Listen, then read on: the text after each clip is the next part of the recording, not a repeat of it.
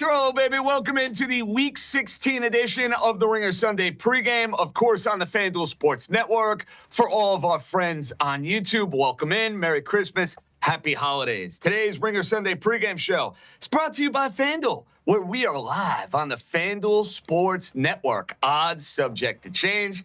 John Jastremski here in our New York studios. Let's welcome in the wise guys, shall we? Cousin Sal in Los Angeles, Joe House in Washington, D.C., Raheem the Dream Palmer in Las Vegas. And Raheem, I got to start with you, buddy boy, because we had a thriller on Saturday night between the Packers and the Bears. The Bears continue to find good fortune. They recover an onside kick. Caleb Williams puts the Superman cape on. And Dream, you know I have not been on the Bear bandwagon. But, man, it was fun to have a Bears moneyline ticket last night. It was fun to get that home to the window. I'll tell you what's going to be even more fun. You, my friend, with your 9-1 division future. Not too shabby.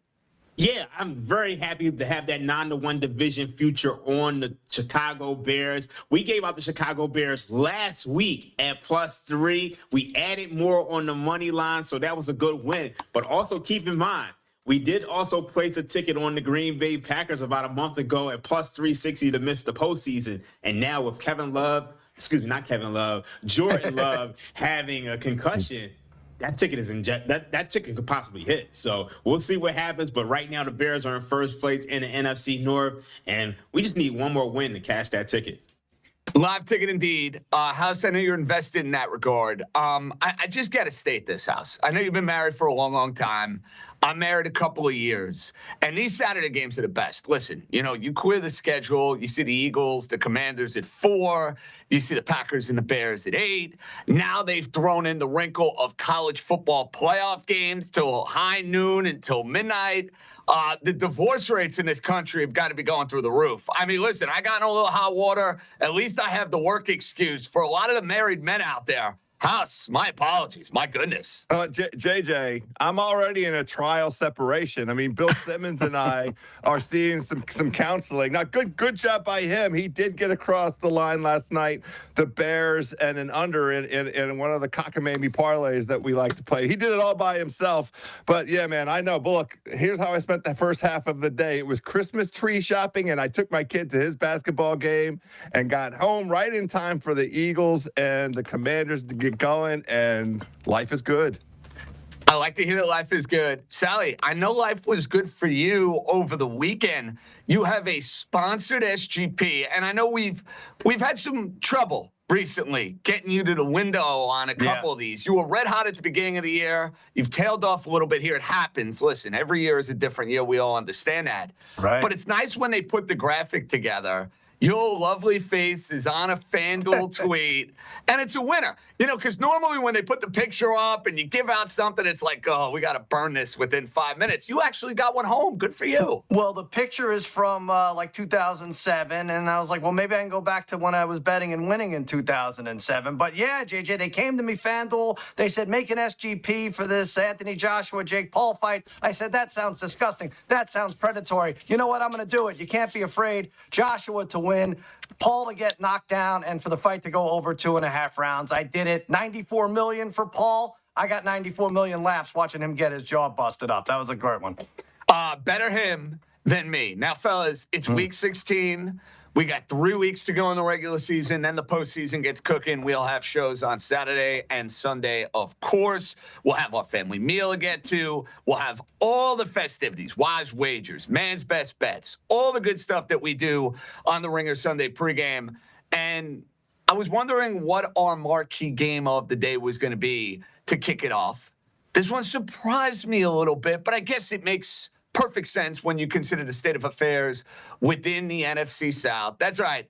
It is the Tampa Bay Buccaneers as 3-point road favorites at the Carolina Panthers. Total for this game is at 45.5.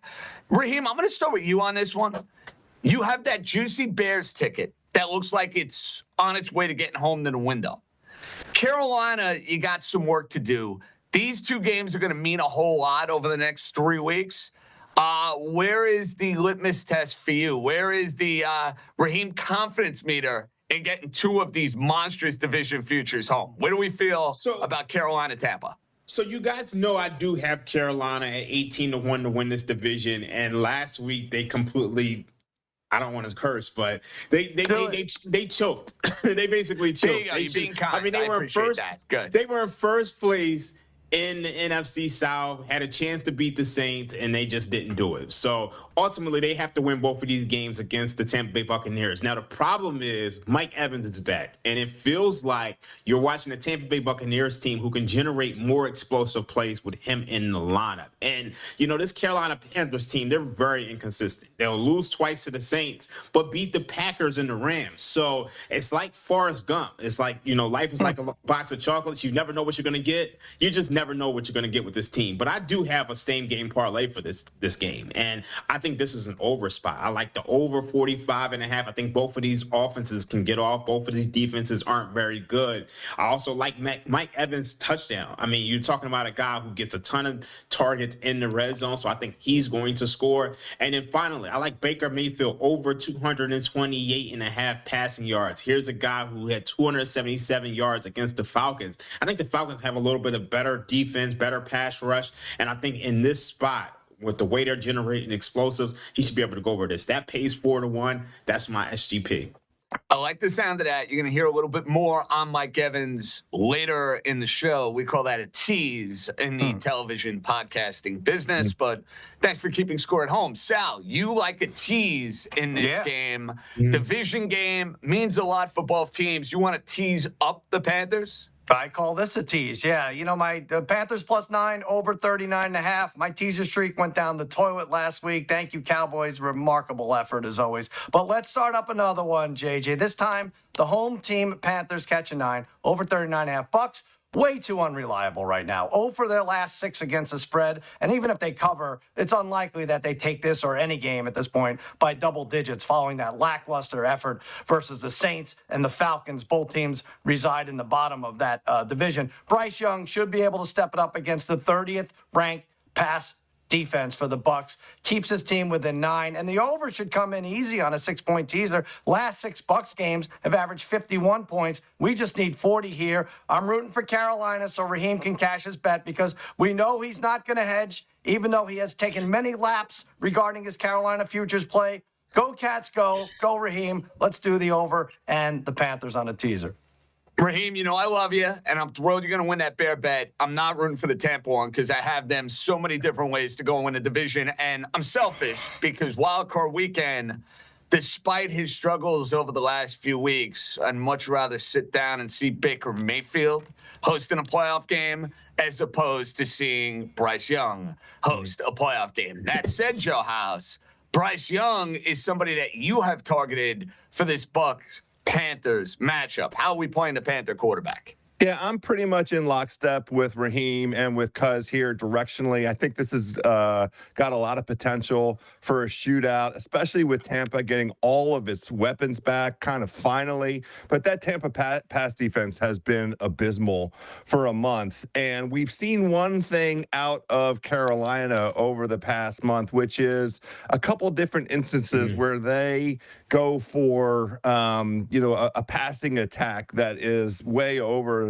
expectations. So just a couple darts on Bryce Young passing yards. You can get plus 430 on him to have at least 275 yards. And then if you want to say Bryce Young's going to run a little bit, so you just do his passing yards and his running combined, that's plus 280. Just a couple darts out there on the idea that Young's going to be throwing the football against this bad Tampa Bay secondary. Well, fellas, we're on the same page here. I like the over in this game. Think we're going to have points, 45.5. Sign me up. And at the end of the day, Baker Mayfield, I think, finds a way to get this done because he's got a little bit more pep in his step with Mr. Evans being back in the fold. House, I know you weren't there for Ringer 107. I saw on the graphic your teammate. I don't know if it was influenced by Peter Schrager, his new teammate for Week 16. Be that as it may, I think they're on the right side of it. Tampa laying 3 if I had to go and play this one. Now, let's move on, guys. Jacksonville and Denver, a game that nobody in their wildest dreams could have figured, hey, major 1-seed ramifications in this AFC? You best believe it. Jacksonville coming off a monstrous, dominant beatdown over the New York Jets. Denver continuing to make me look bad. Had the Packers last week. Felt good when the Packers were up by 2 scores. Patrick Surtain interception changes everything. Bo Nix has the game of his life. And now Denver in a position where if they take care of business over the next couple weeks, the road to the Super Bowl will go through the Mile High City. The line is at 3.5. Total is at 46.5. Now, Sal, that Wise Wager trophy has been rather comfortable in the Casa de Sal. Yeah. There is a very good chance the Wise Wager trophy is going to have a new home going into the 2026 Ringer Sunday pregame festivities. So this might be a last hurrah. This might be a last stand. Whatever you want to call it.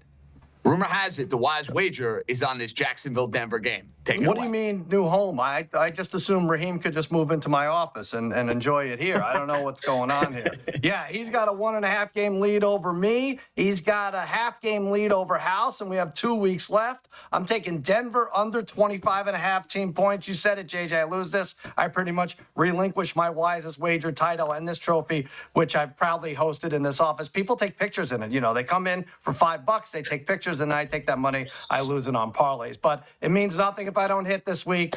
Denver under 25.5. Remember what you saw from Bo Nix last week? You can forget about all of it. That was John Elway. Bo Nix is somewhere between what you saw last week and the 10-7 win over the Raiders a few Thursdays ago. Throw out that Packers game, and the Broncos are a 20-point per game team. And now up against the Jags, who've allowed 14 points a game over the last 5 and have the run defense the best in the league. They haven't allowed a rusher to post more than 75 yards on the ground. So that's bad news for R.J. Harvey, already playing with busted up ribs. More pressure on Nix, who comes down to earth. Those touchdowns last week will be field goals this week. Jags win this 24-19. Take Denver, team total under 25.5. Gets me to 10 wins on the season. Come on, baby. Let's do it. This stays home. Sal going to be rooting hard for Coach Campanelli's defense, where there's going to be some fire and brimstone from a spicy Jersey Italian who's done a wonderful, wonderful job with Jacksonville as far as forcing turnovers. A lot of talk with Liam Cohen, a lot of talk with Trevor Lawrence.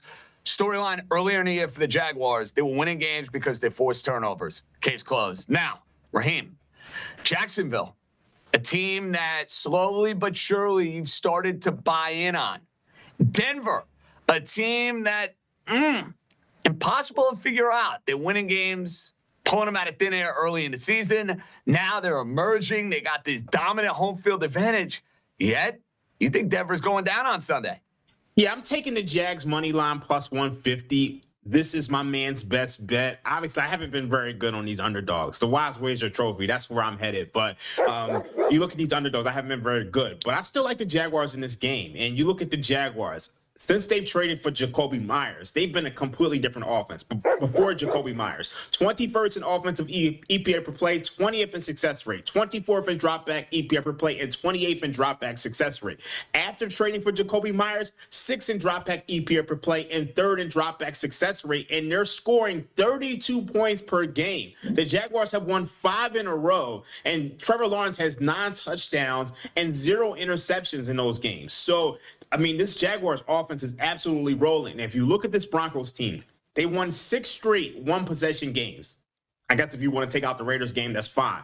But 9 of their last 10 games have been decided by one possession. So if this game is going to be decided by one possession and the Jaguars offense is rolling, then I think, you know, getting plus 150 on something that's probably like a coin flip, I think you're finding yourself in a good spot. So I like the Jaguars on the money line plus 150. Hopefully it comes home because my dogs have not been hitting. They have not been barking for me. So I think that changes this week. We shall see, Raheem, if there's some barking out in the Vegas compound at around, 7:30 my time. We'll see if you're barking after Jacksonville maybe is able to go and take care of business. Now, House, Sal might have put a copyright on this. I don't know. He did with the Pittsburgh Steelers. I don't know if we're going to call it House's special. It doesn't work as well. No alliteration. But you do like the idea of a first half winner and a second half winner in this particular game. Lay out how it's all going to unfold. Yeah, what I really like is taking Cousin Sal mile high. Let's get that one across the line. We can trademark that. Look, Denver has 12 wins. 11 of them have come from behind. The Broncos are 6-8 against the spread in the first half of games. By contradistinction, this Jags team and Liam Cohen, especially since acquiring Jacoby Myers, both you guys hit on it, Cuz and Dream, have been very good both in the first quarter and in the first half. 9-5 against the spread in the first half. Top 5 in offensive DVOA early in games. And so we're just playing Jacksonville first half, Denver to win outright. Another one of these Denver pulls it out of its butt at the end of the game kind of situations. Plus 700 on the FanDuel Sportsbook. I mean, I encourage both of you guys, cuz it's your play. I love it. Go ahead and get down on it a little bit, and Dream could do it as well. This is the best thing anyone said in the first 15 minutes. I wrote it down. I'm jumping on next commercial break. Let's do it. House, I got a nickname for it. House's Mile High Club. Oh, no. Oh, dear. The Mile House Club? We just said I'm not getting divorced this weekend. We just said that. Oh my God. You said it, not me. You said it, not me. That's all I want on the record. Let me state on this game, had a really hard time with it because Jacksonville, to Raheem's point, has been an ascending offensive team over the last couple of games. But the problem I run into, do I really want to get nuts about what I saw from Jacksonville when they took down a Jet team that has absolutely no interest in competing for the final couple of games of this regular season? This, to me, is a flat-out show-me game for Trevor Lawrence. We know you're going to be in the playoffs. We know you've done enough good work to take care of the bad teams. Now you got to go up in weight class, play in a really hostile environment. What are you going to be able to bring to the table and do on Sunday? I still have my reservations.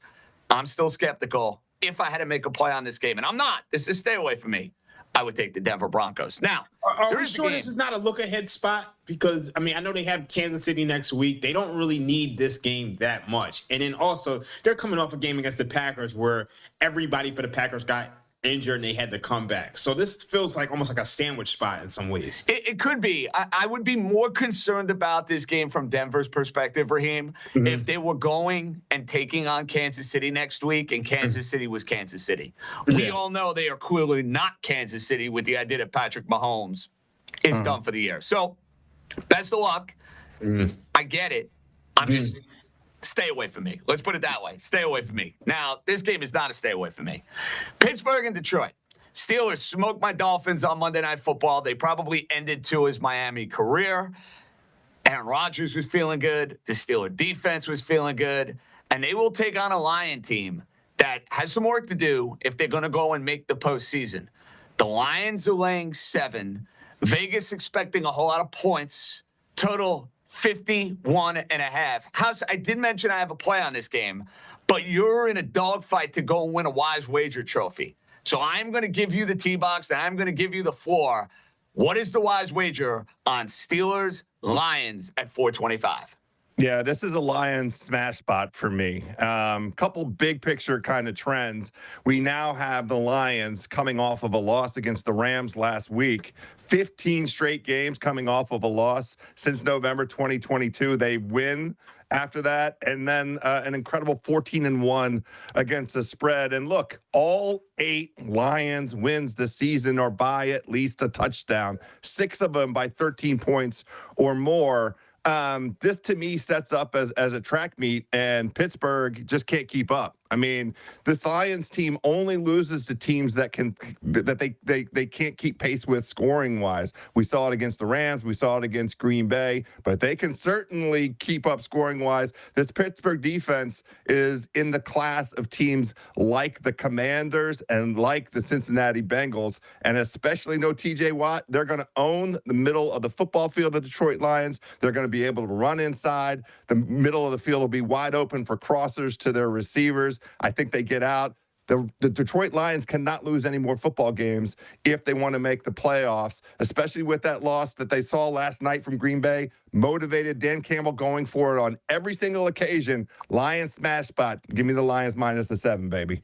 So I don't know what the exact statistic may be on this year's edition of the Ringer Sunday pregame, but I have a pretty good memory, and I feel like when we've had piggyback wise wagers, it has meant good news for that particular wise wager. Now, House is one of the leaders in the clubhouse. I'm holding up the rear, but you know what? I'm finishing the season strong. We're going to try to win 3 of our last 4 wise wagers. That's the idea. We lost last week. We're over it. We're on to, not Cincinnati, we're on to Detroit. I'm with you, Joe House. Smash spot indeed. I don't care if it's 6.5. I don't care if it's 7. Let's just think about a couple of things here, okay? Pittsburgh coming off a short week. Emotional Monday night win. Look dominant. Everybody's saying, oh, they figured out their defense. How about the fact that Miami played a cold weather game? Tua looked like a quarterback that's never going to start an NFL game ever again, and they were able to go and take advantage of 4 consecutive punts. Newsflash. The Pittsburgh Steelers still cannot stop the run. They still struggle with Devon Achane on Monday Night Football. Now you got to go up against the unbelievable two-headed monster of Jahmyr Gibbs, David Montgomery, Lions at home, Lions off a loss, Lions in a game they absolutely have to have. Pittsburgh, let's also consider the fact, no TJ Watt, they don't need to win this game.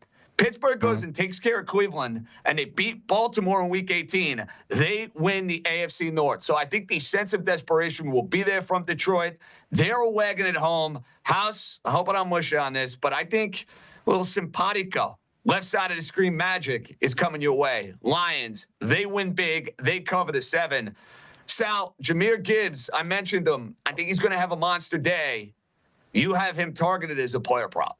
Yeah, I mean, and I love Detroit, too. You guys are right. I would ladder this all the way up, minus 12.5. I mean, this could be 34-13 at the end of the day. But I did decide to take Gibbs. You discussed him. Two-headed backfield, just insane. Should be a fun one if you're a Lions fan. That trend that House gave out, 14-1 against the spread last 15 after a win.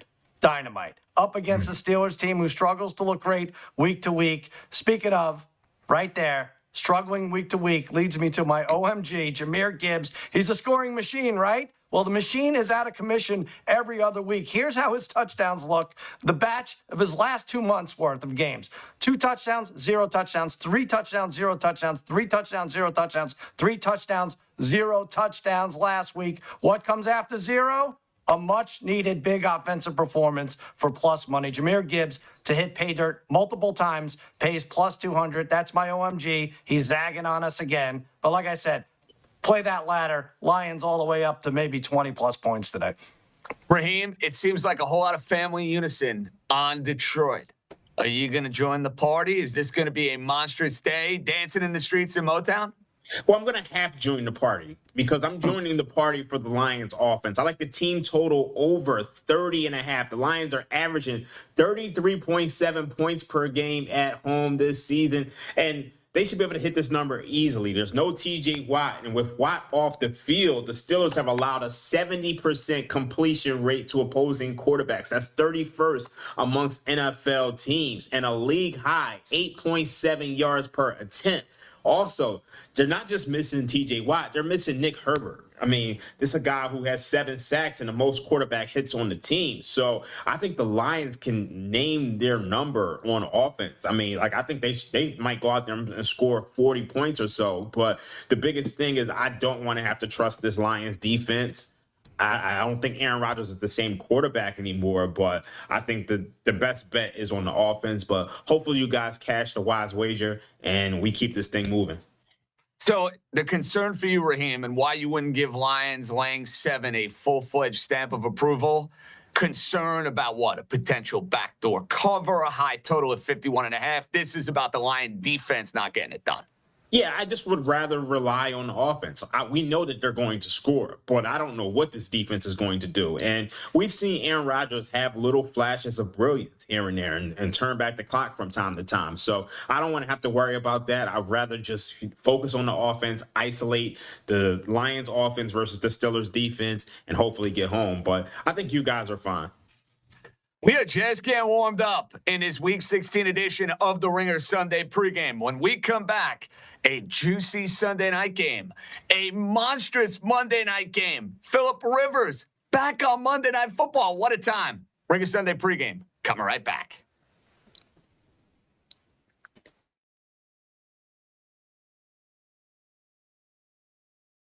Which imagine in August if it was like, hey, Jags at Broncos, on mid to late December, you're going to be talking about this as a huge game in the AFC. I would have been like, settle down. Sean Payton's been, spreading propaganda. That's not happening. I would have been making fun of the Jaguars GM for his speech at the draft. Yeah, I wasn't there with these teams. I was wrong. I'll start with my headline here, Deontay.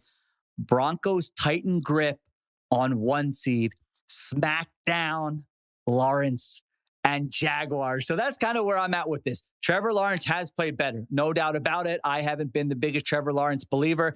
I think he's playing his best football of his career right now. Last 2-3 weeks, he's looked great. Last week, he's ripping in breakers. They're using play action on early downs. He's scrambling decisively. He's making those 1% plays where you remember when he's coming out of the draft and we talked about the physical skill set. It was like, here are the things he can do. And there are times you've watched him in his career and gone, well, why isn't he doing those things that only like he and maybe 5, 6, 7 other quarterbacks can do? And you saw that him do those things last week. You've seen him do that more.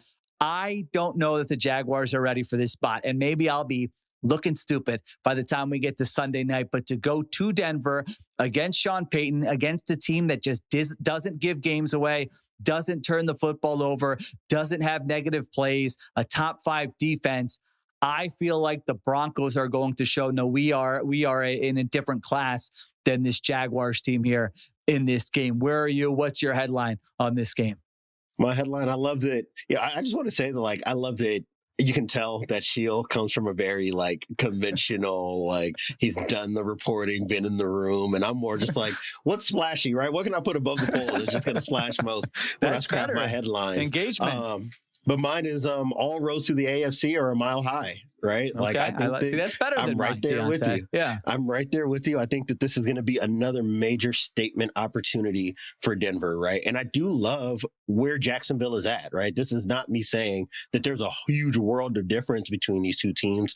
And if Jacksonville were playing against New England or Buffalo or any of the other top teams in the AFC, I would say coming into that matchup in the playoffs, I feel like Jacksonville can go blow for blow with any of these teams, can upset any of these teams because they can access those explosive plays. It seems like they're kind of striking something up in the play action game, but you detailed it the exact way I would have described it, man. Denver is so good at shrinking those margins that a team like Jacksonville likes to live in. Against play action passes, Denver is 3rd in success rate on defense against play action passes. And that's something that to me is going to make or break this game. It's what's going to happen to Trevor Lawrence when he turns his back on the defense to give that ball fake and he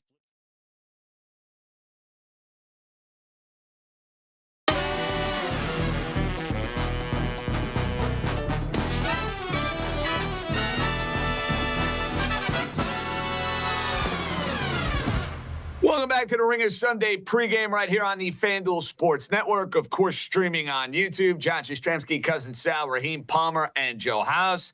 Sunday Night Football. This game got flexed in. Thankfully, Bengals and Dolphins got flexed out.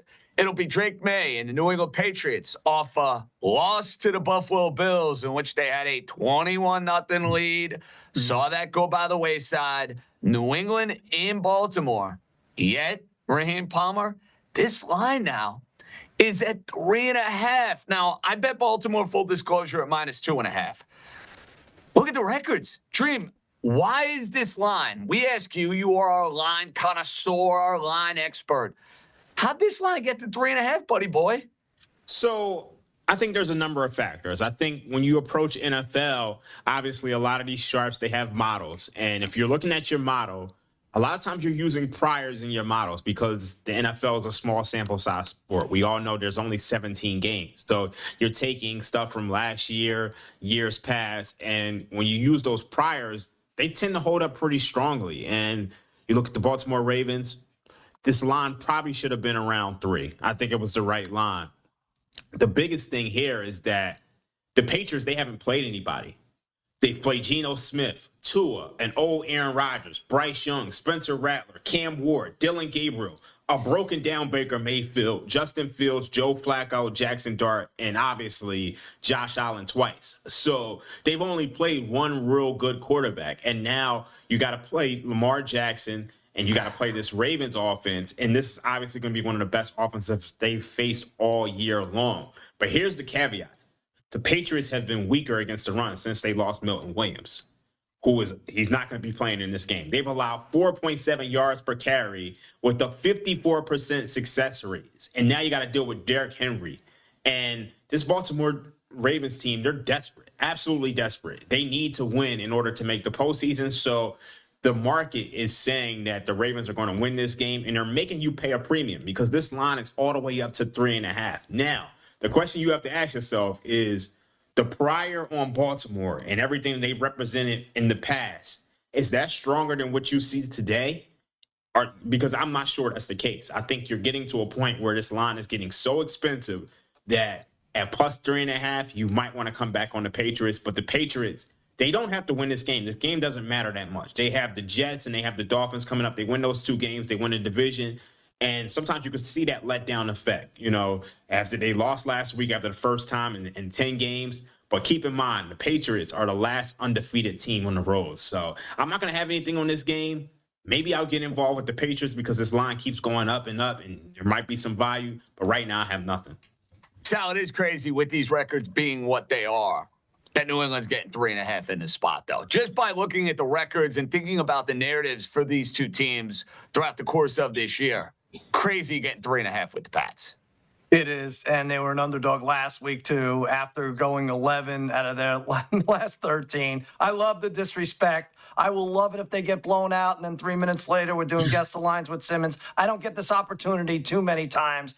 Don't really love the 3.5, JJ. Proud of you for getting it 2.5, but I have to go with it. Even though I have no idea which Ravens team is showing up, right? What they showed us on Thanksgiving at home versus the Bengals versus last week on the road in Cincinnati it's mind-numbing. We don't know what we're looking for. Not sure if Lamar is 100% or 80%. He never practices on Wednesdays. He did play better last week. I'm back in on Derrick Henry in the running game, which went from 13th to 5th since week 6 in efficiency. Again, I love that FanDuel is making them an underdog here. But as Raheem said it, the Ravens have to have it. They win this, and Pittsburgh drops one to Detroit, which we all think will happen, and Baltimore can sit their starters because the Week 17 game doesn't mean anything. It's all Week 18 against Pittsburgh. Drake maybe throws an ill-advised pick late, 30-26 Ravens continue one of the more bizarre seasons in recent memory. I thought this would be a fun game, fellas, to put together a 4-leg SGP, maybe a little stocking stuffer going into the Christmas week. So I think Baltimore is going to find a way to win. We're not going to mess with the points for the SGP. Give me the Ravens outright in this game. Then you have Drake May, 20-plus rushing yards. This is a quarterback that uses his legs. Sign me up right now for 20-plus rushing yards for Drake May. Isaiah Likely, middle of the field, going to be there for Lamar Jackson to attack. Don't love these New England linebackers. A lot of injuries for New England throughout the course of this week. We'll take Likely at 20-plus receiving yards. And then Mr. Booty, who's got a nice little connection with Drake May. He's going to be filling his oats. Let's get 2+ receptions for him. This SGP, a little under 5-1.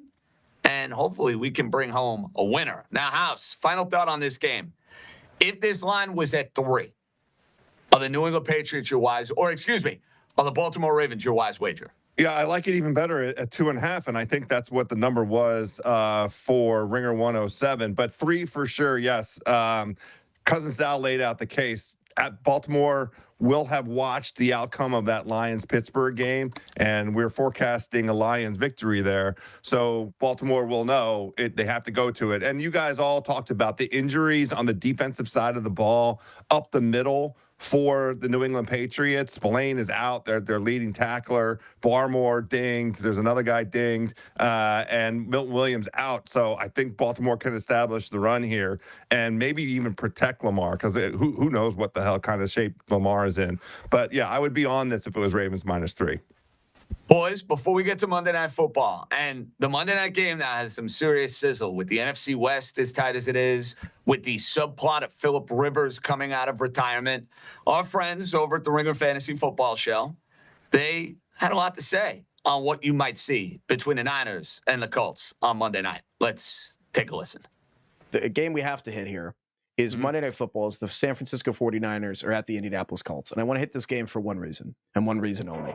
It reminded me of you That's very meaningful. I appreciate that. Someone who's like actually pretty good at talking trash, but like doesn't curse. So it's actually like way better trash talk when someone runs circles around it's you. Like, wait, what do I do with this? It's very disarming. And so I wanted to either off the cuff or I will literally send you things.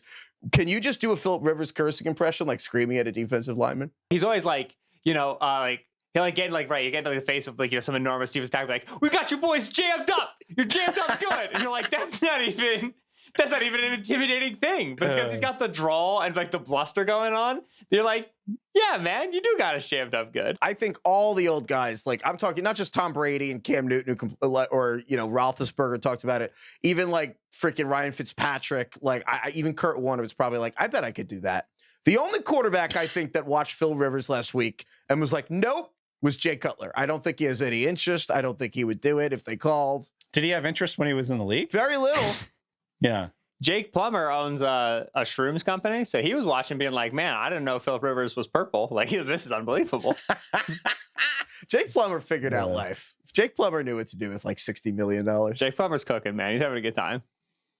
Niners, Colts, anything in this? Honestly, I kind of just saw it. Do you remember where you were when you saw that Rivers was going to start this game last week? I was in my office because it's just like, you're working and stuff. It's a boring answer. Maybe we can cut that. That was I was on the top of Mount Kilimanjaro. Like, what do you mean? It was week 15 NFL. I got 2 kids here. I was at home. All right, TK, bail me out. I don't know. I don't ever leave my house. Heifetz. What are you talking about? I was actually going to ask that. I was like, you have 2 young kids. Can you imagine having 10 and a grandchild?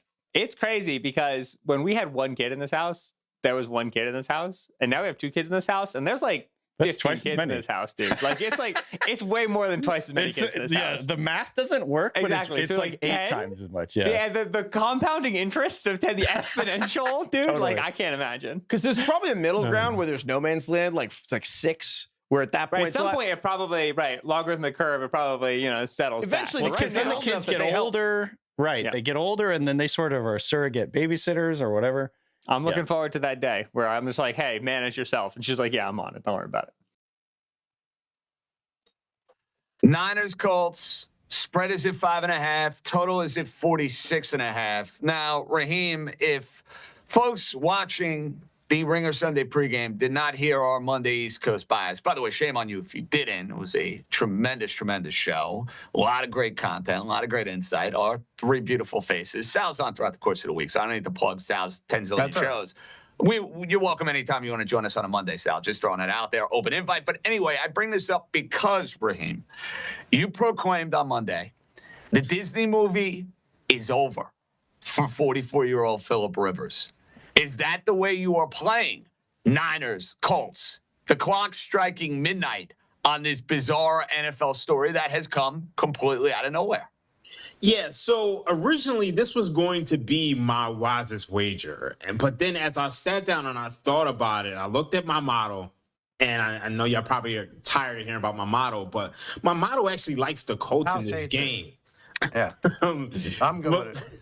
But the model likes the Colts in this game, but I'm having trouble modeling it because I don't know what Philip Rivers is at this point in time. Now, we know that this 49ers defense isn't very good. And we know that they struggle to stop the run. So Jonathan Taylor should be able to have a big day. But when you look at Philip Rivers at this point, last week against the Seattle Seahawks, he was 18 of 27 for 120 yards. This is not a guy who can really throw the ball down the field. So I imagine that the 49ers were going to, just stack the box and make Philip Rivers beat them. So I initially like the 49ers minus 5.5, but I think the way I'm going to play this is going to be my oh my God bet, because I think there's, like I said this last week, I think there's a fair amount of variance to this game.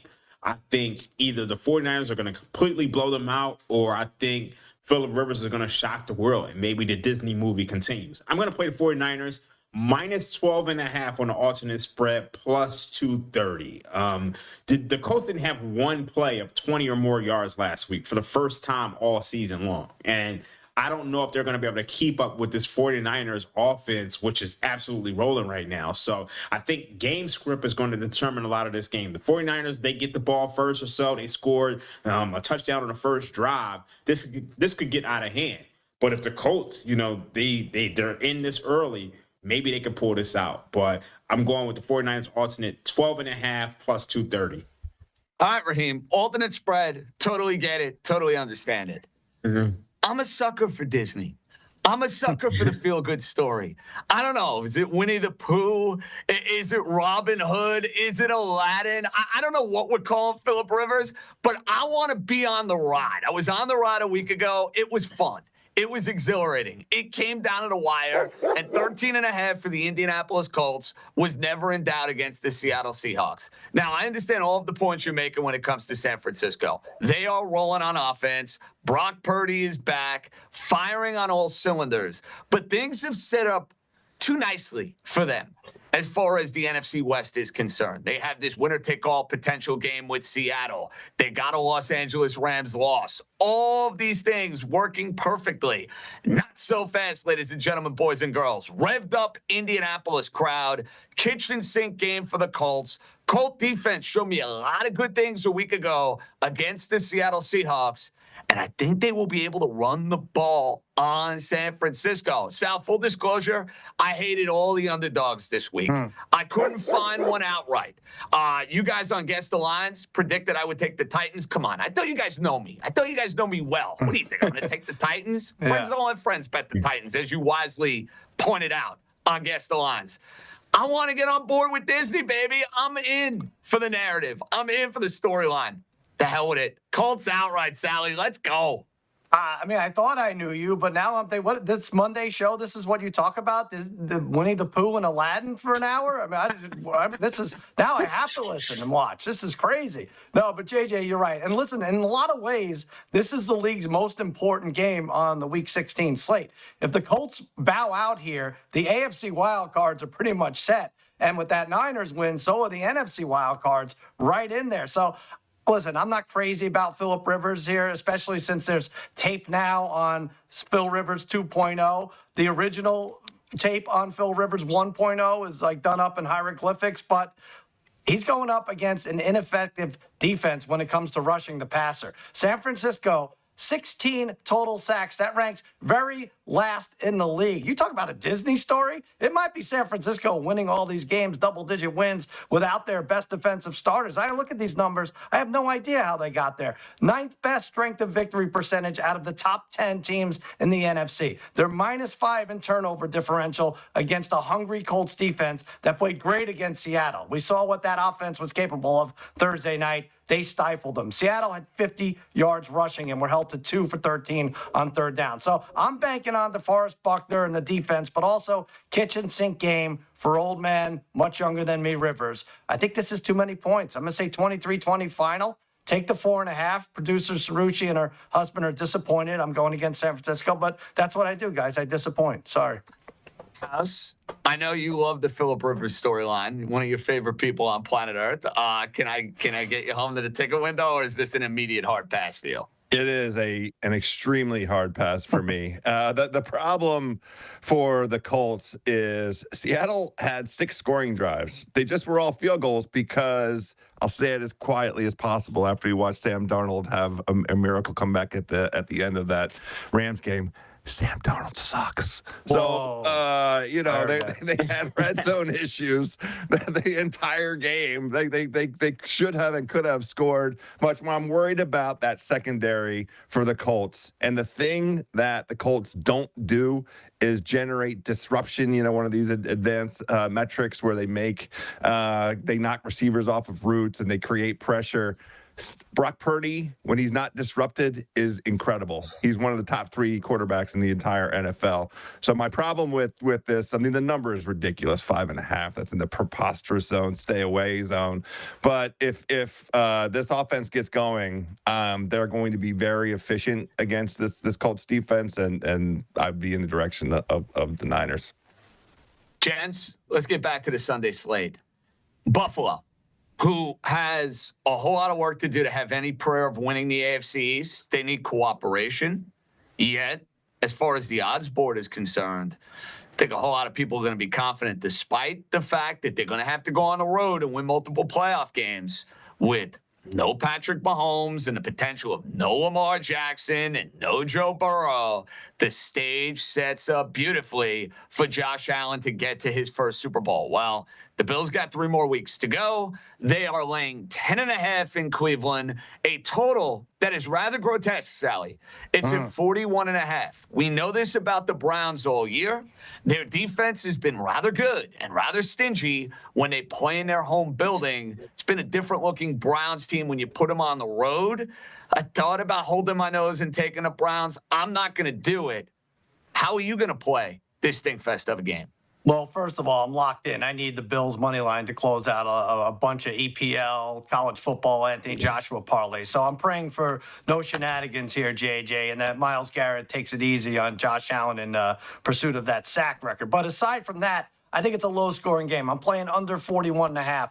Bills get off to slow starts mostly. 3-11 against the spread in the first half this season. That's the worst mark in the NFL. That, combined with the fact that they're up against the number 2 defense, which you mentioned, in the league, number 1 against the pass. That's right, I said it. Cleveland is number 1 against NFL quarterbacks. Browns themselves scoring a shade over 16 points a game in their last 7. So that's how I see it shaking out, 22-16. Maybe that's a little generous towards Shador and the Browns scoring-wise, but play the under 41.5 here. You're playing the under. House, I was surprised because anytime you have a Cleveland Browns game, you got to be very careful with the SGPs unless you're playing unders, which you have done in the past. Sal's playing the under. I think it's the right side in this. How are you putting together an SGP for this Bills-Browns game with a total as low as it is? Well, here's the thing. That Browns defense isn't what it used to be at home. These last 3 games, they have losses to the 49ers, to the Ravens, and to the Titans, that they gave up 31 points. Now, some of that is special teams impacted as well, but this is a game that the Bills cannot mess around with. And we've seen these Bills have big wins like the win they just had against New England and then come out flatter than the pancakes I had for breakfast this morning. I think they're going to come out and try and go. And this is Josh Allen over 1.5 passing touchdowns. He's done that in 9 of 14 games. He has 3 or more passing touchdowns in each of his last 2 games. This is not something that's great on the road for Josh Allen and the Bills, but I just think they're going to go for it. This Bills money line, Allen over 1.5 passing touchdowns. Shador, that poor man, that his offensive line, they're all in the hospital. I don't know who's playing offensive line for them. Over 9.5 rushing yards. And then Dalton Kincaid is one of Josh Allen's absolute favorite targets in the end zone. He's got a little ankle thing going, but he's been cleared to play. Like him to get one of those 2 touchdowns that Josh Allen's going to throw. Plus 807 on the FanDuel Sportsbook. Bills pushing down hard to get through the end of this season. Can't let up. I like them to get some scoring done. I like this SGP. I think Kincaid is going to be the trickiest leg of the SGP, but he's come on these last couple weeks, South. So if he can go and find pay dirt, I think you're going to be finding yourself cashing a very, very juicy ticket. Okay, a game that looked super juicy about a month ago doesn't have the same sizzle down in Big D as you have the Chargers, who have probably one more game or so to get in order to clinch a playoff spot. They're right on the doorstep of that in the AFC. Yet, they're getting 1.5 against Dallas, who is done in the NFC East as the Eagles put on their hats and their T-shirts after they took down the C-words. Total in this game is a 49.5. So, this line stinks. Absolutely stinks. And I'm going to tell you why it stinks. It's not my rat line of the week, but it's an honorable mention. Dallas is still favored. Yet, what is their motivation over the final 3 games of the year? I have no clue. The Chargers have some wiggle room in order to get into the postseason. The Chargers are obviously red hot. They continue to find ways to win games. They're coming off a huge win a week ago against the Kansas City Chiefs. Sal, now that your season has come to a close, how do we figure out Chargers and Cowboys? Because I'm having a hard time figuring it out.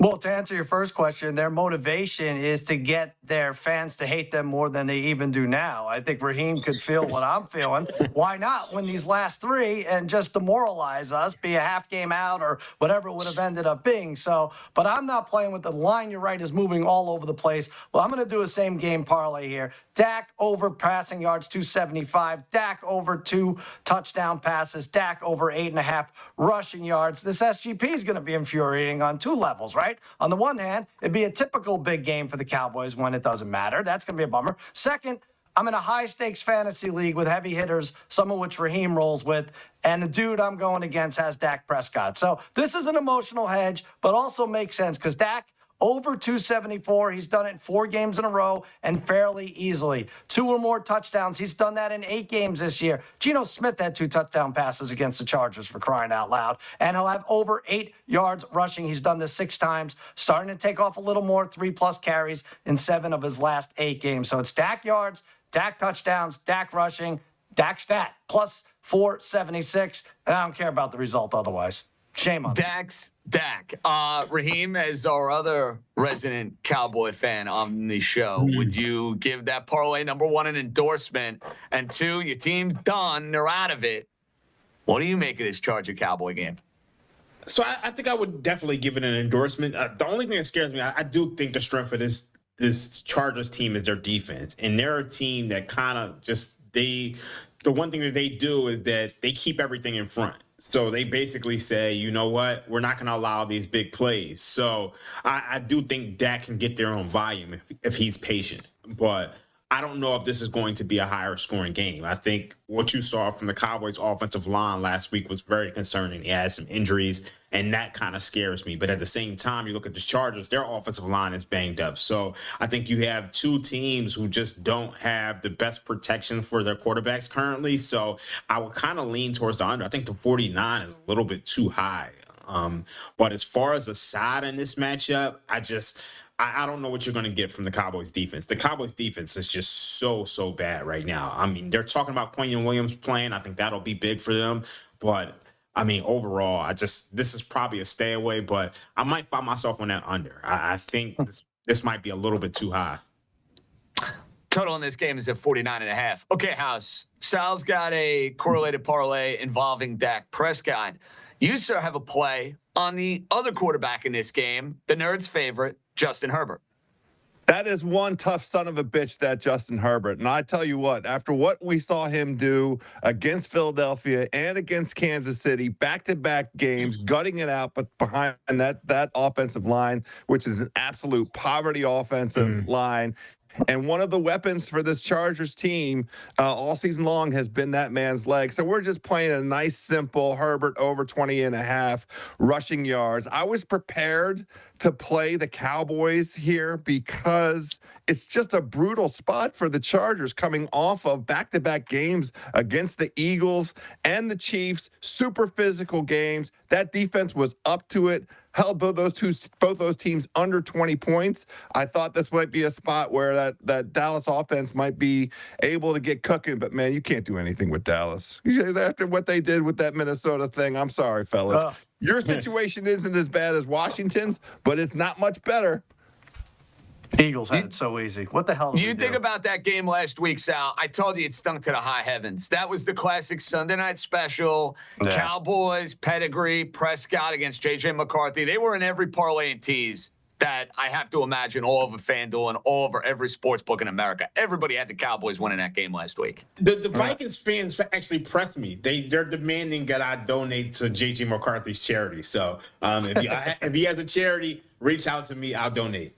Get on that. Raheem's a man of honor. He'll take care of business. There's not a doubt in my mind. That was a bizarre result last week.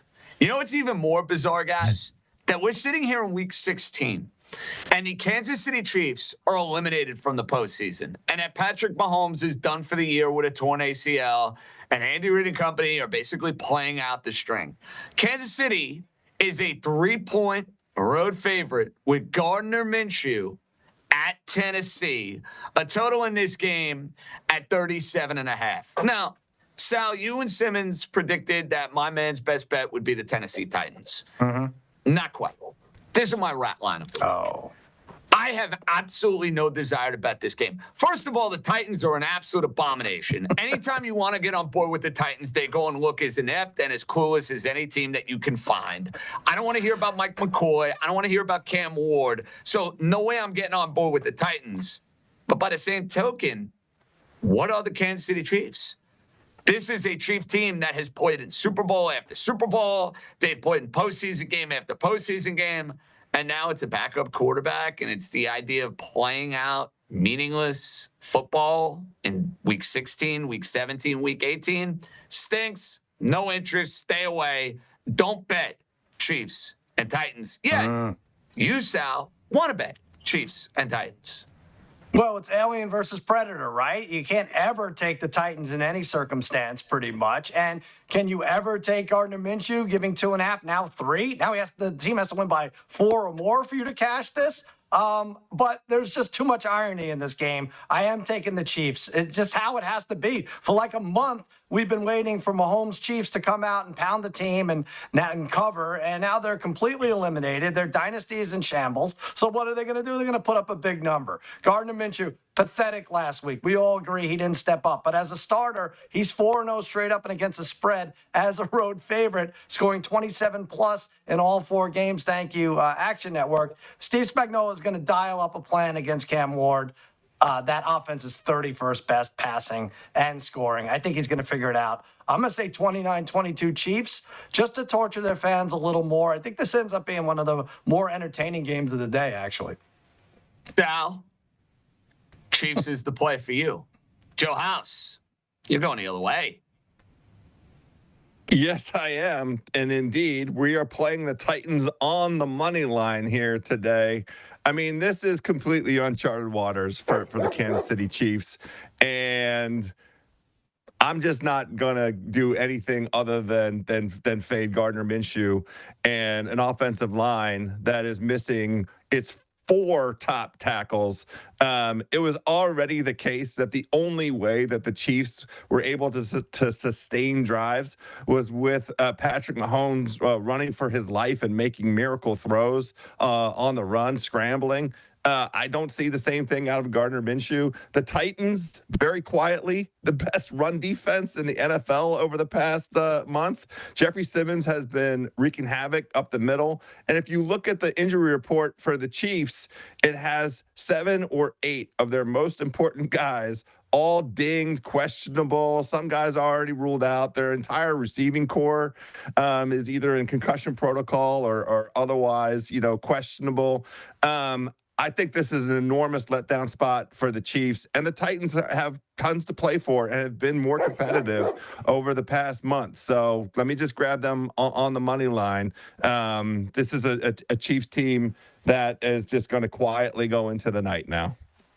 We'll see if the king of the dog keeps it rolling. Tennessee outright the play for Joe House. Hard to believe the Chiefs are eliminated. 3 weeks to go. 3 meaningless games for the Chiefs. NFL in 2025. We got a lot more coming your way. Ringer Sunday pregame. We got our family meal to cook up. We'll have Anthony Dabbundo a little bit later on. The boys got an hour to go. We're rocking and rolling. We're coming right back.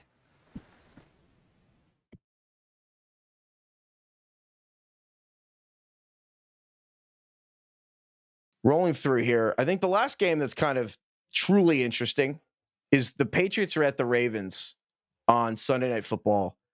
First of all, of course, Lamar Jackson's sick again. Can we get him a flu shot? What is going on? He's worse than like a kid in daycare, man. It's crazy. He actually, at this point, it's we're years and years removed from it already being a thing. I don't know how this guy gets. He's the only quarterback that gets the flu every freaking year. It's unbelievable.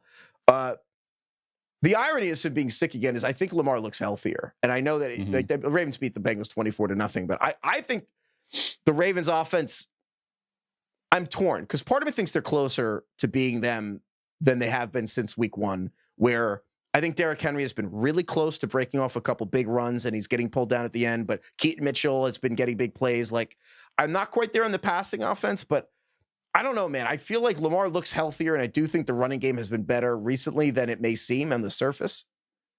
Yes, I think that's true. I think at one point in the season, maybe it was before the season, I can't remember. We were talking about how they're like the best team that I absolutely don't trust at all. And I think now Baltimore has morphed into just a team that I don't think is good, and I don't trust them either. Like, you know what I mean? Like, if you look at some of the numbers this year, I understand that they've been hurt, they've been having injuries, and Lamar's been in and out and all that stuff. But like, if you look at some of the numbers, man, they're like middling in a lot of it. They are 15th in DVOS, so like right in the middle, 15th on offense, 18th on defense, 10th on special teams. They're 22nd in the passing game per DVOA. 14th in points per game, 22nd in success rate, 25th in turnovers, 21st in turnover margin, 23rd in 3-and-out rate.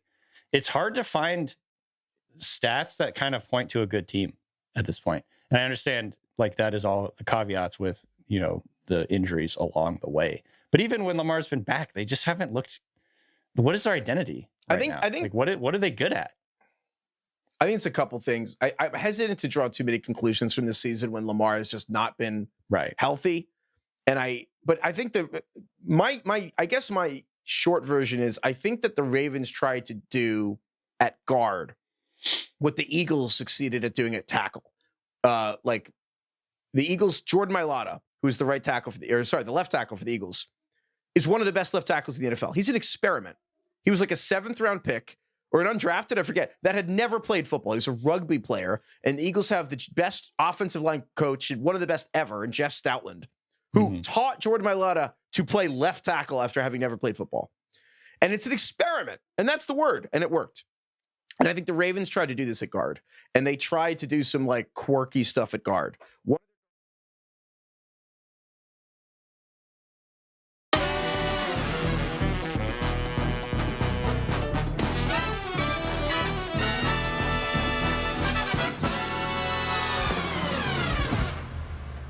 Hour number 2, it's the Ringer Sunday pregame right here on the FanDuel Sports Network. Of course, streaming on YouTube. John Jastremski alongside the rest of the wise guys. Cousin Sal, Raheem Palmer, Joe House, getting you ready across the board for Week 16. Gentlemen, we will get back to the plays. We will get back to the action. But we have the world-famous 13-point Bill Simmons teaser text that just came to the forefront. Sal, who screws this up? Buffalo, plus 2.5 for the game. It's good. Tampa, Carolina, over 31.5 for the game. Detroit Lions, plus 5.5 for the game. Houston Texans, -1 for the game. Who screws it up? Nobody. I don't know. He's very lucky with these. I might have said Carolina over. It could be a stupid game, 16-13. But I took the over on a teaser. I don't see it. Going down. Normally I want to poke a hole in one of these, Raheem. But I got to be honest. Detroit's my wise wager. To Sal's point, I like Tampa, Carolina to go over for the game. Buffalo and Houston going to lose? I mean, come on. Out of any of the 4, I would say Buffalo is the one I'm the least confident in, which is crazy to say because I think they're going to win. Shador is the only one who can mess this up. Hey, that's not going to happen. So, I think Bill nailed it. But honestly, if there's only one that I have to pick, it's Buffalo. It'll be Myles Garrett getting 4 sacks. It'll be Shador pulling the rabbit out of the hat, and I don't. It's getting a weird Cleveland game. We've had those on occasion, House. Those weird Cleveland home games. That's to me the only way this is ending up a loser, as they would say. That's exactly right. And we don't handicap based on the weather, but it'll be Cleveland weather. It'll be cold. Buffalo's used to Cleveland weather. It's basically Cleveland's it's in its backyard, but. That would be it. It would have to be something weird in that game.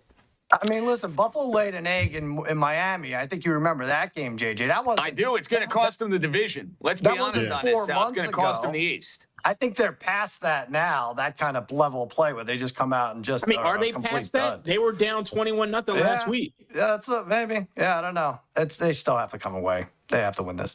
Yeah. Gentlemen, let's get to an ugly side here.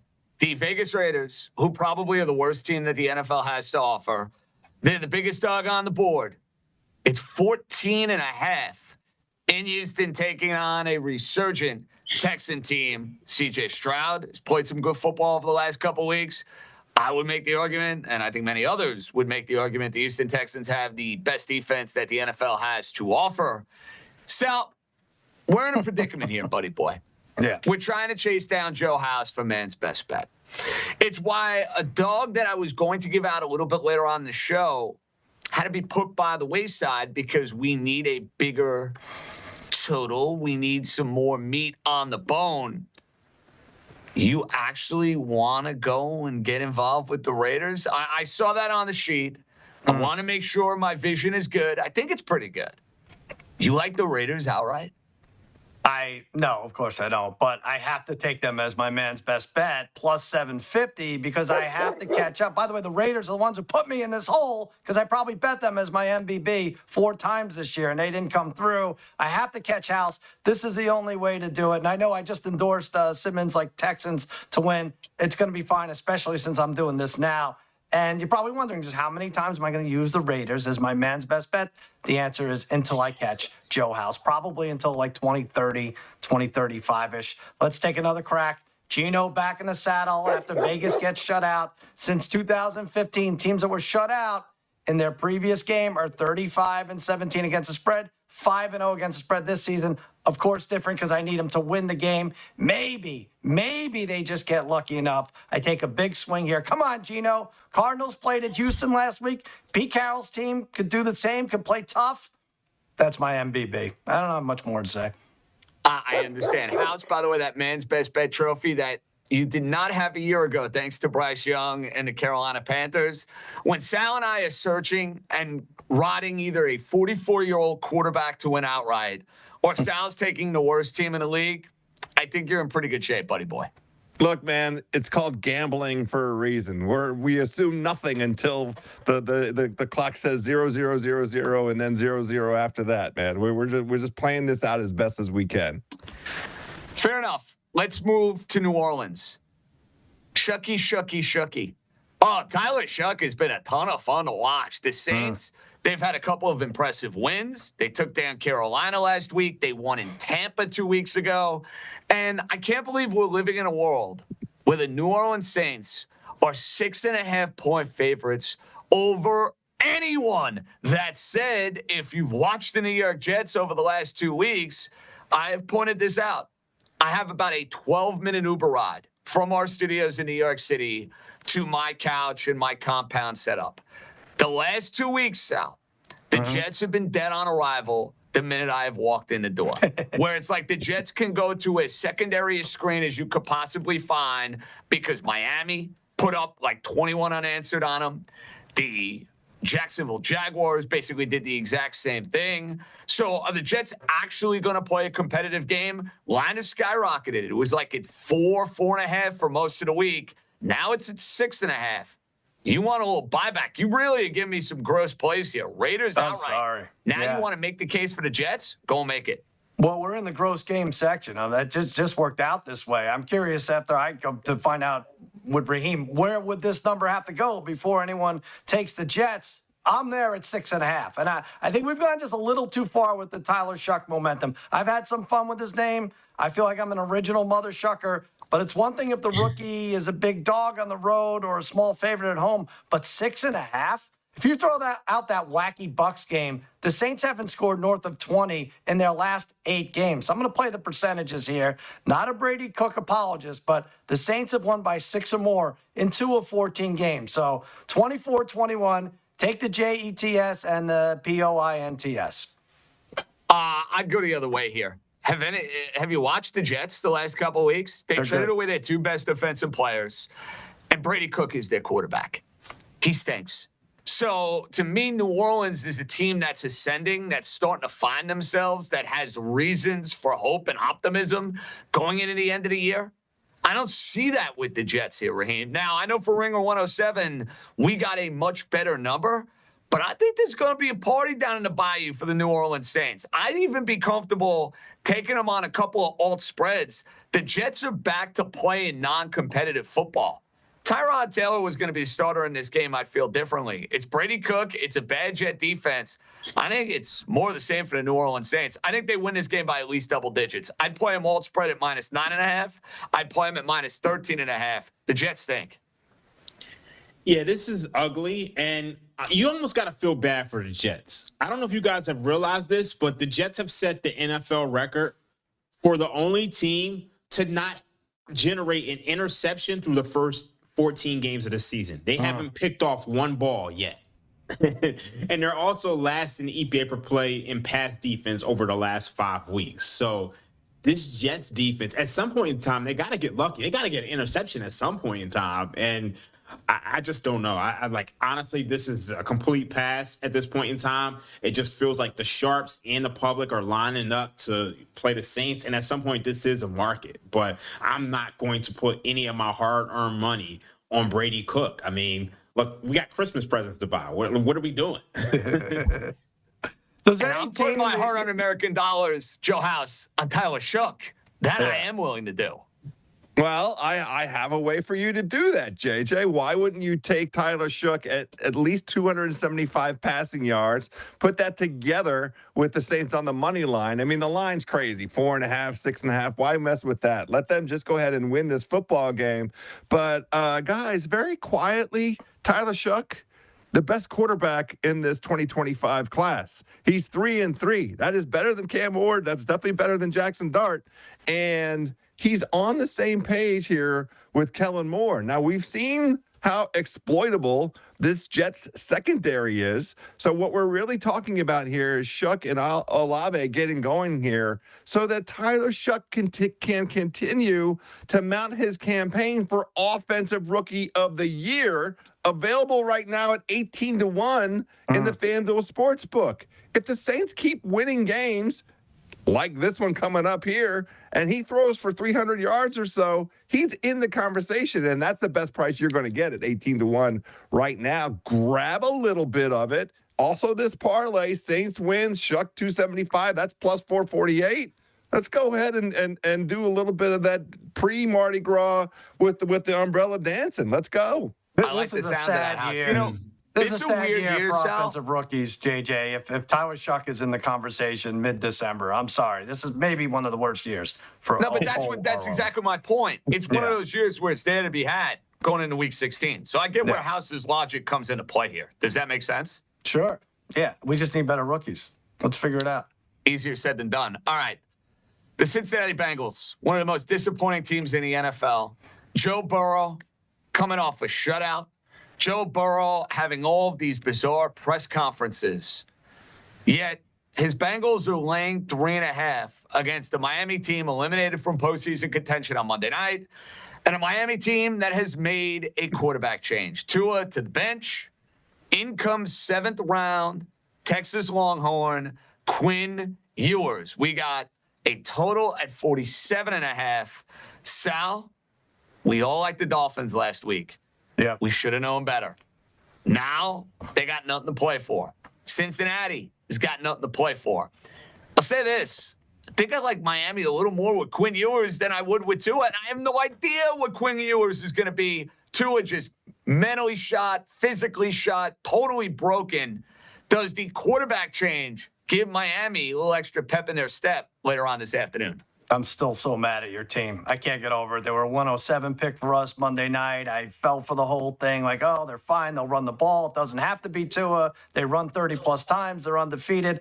I have to use my pass here. I mean, you got Joe Burrow, who runs hot and cold on the field, and then you throw a mic in his face, and you're right. He's playing some obscure Daniel Day-Lewis character. I don't even get it.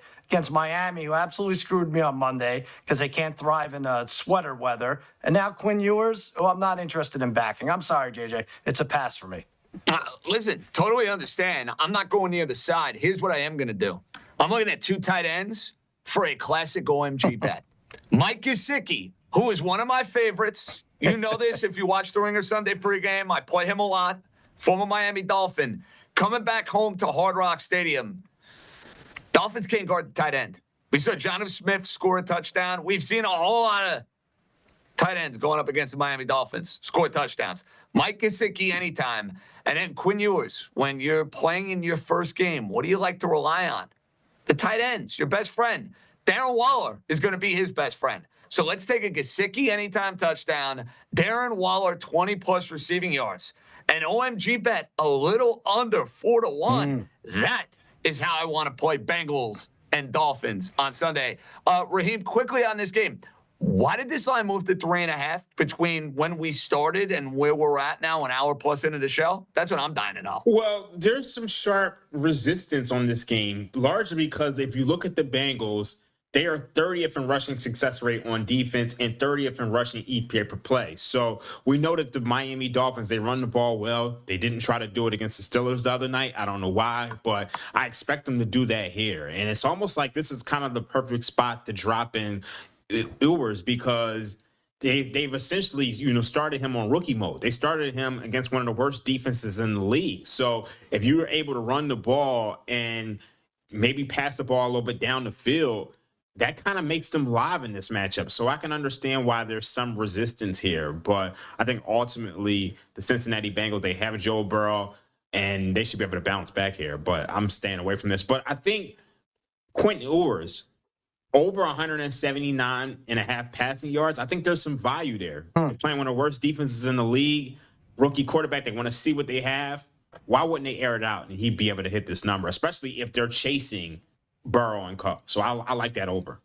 Interesting. Okay, let's get to a game that's just hard to believe because Atlanta, anytime the idea of the Atlanta Falcons and road favorites comes up in a sentence, it's usually, oh my goodness, what in the world is happening here? Well, Atlanta is laying 2.5 at Arizona. Arizona going to go through some wholesale changes in the offseason. I think they'll have a new head coach. They're going to try to move Kyler Murray.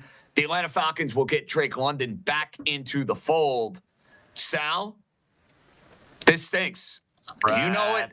I know it. We all know it.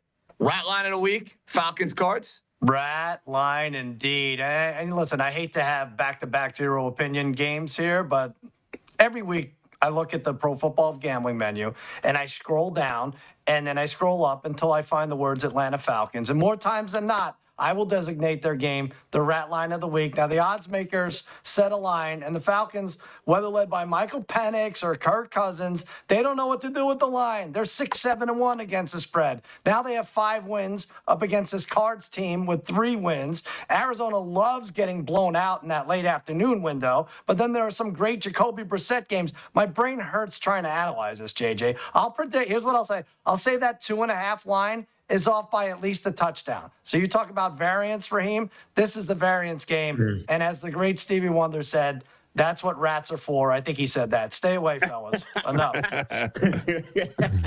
By the way, Raheem, I did wisely predict that nobody in the Ringer 107 would take this game except for us. Well, who'd you guys take?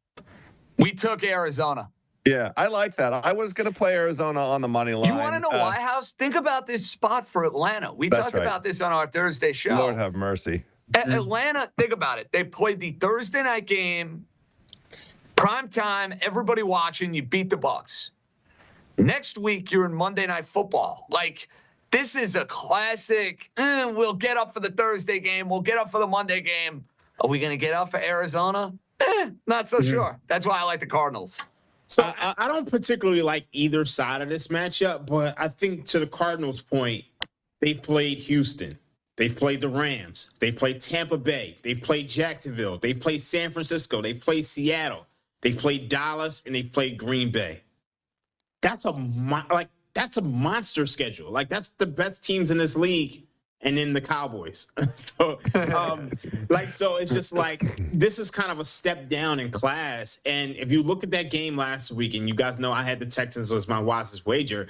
I mean, the Texans really couldn't separate that much. They covered, but they didn't really separate. So, and you look at the Falcons, they tend to, they play up and down. They'll win one game, and then they always come back down to earth. So I can understand it from that perspective. My problem with this game is that the Cardinals, they just can't stay out of the hospital. I mean, they'll get a group of players back, and then like Marvin Harrison Jr. is coming back this weekend. But then you lose left tackle Paris Johnson Jr. You lose Evan Brown. Like, you just lose so many pieces that at some point in time, like the injury, they just can't stay healthy. So I'm not really that fine on this game, but I can understand why the sharps on Arizona, but at the same time, you have sharps on the Falcons as well because they're just playing against the injury news. So this is a complete stay away from me. House, if the standings in man's best bet were closer, I would have taken the Cardinals. But because I need a bigger swing here, that's why I went with Indianapolis. Just a little food for thought.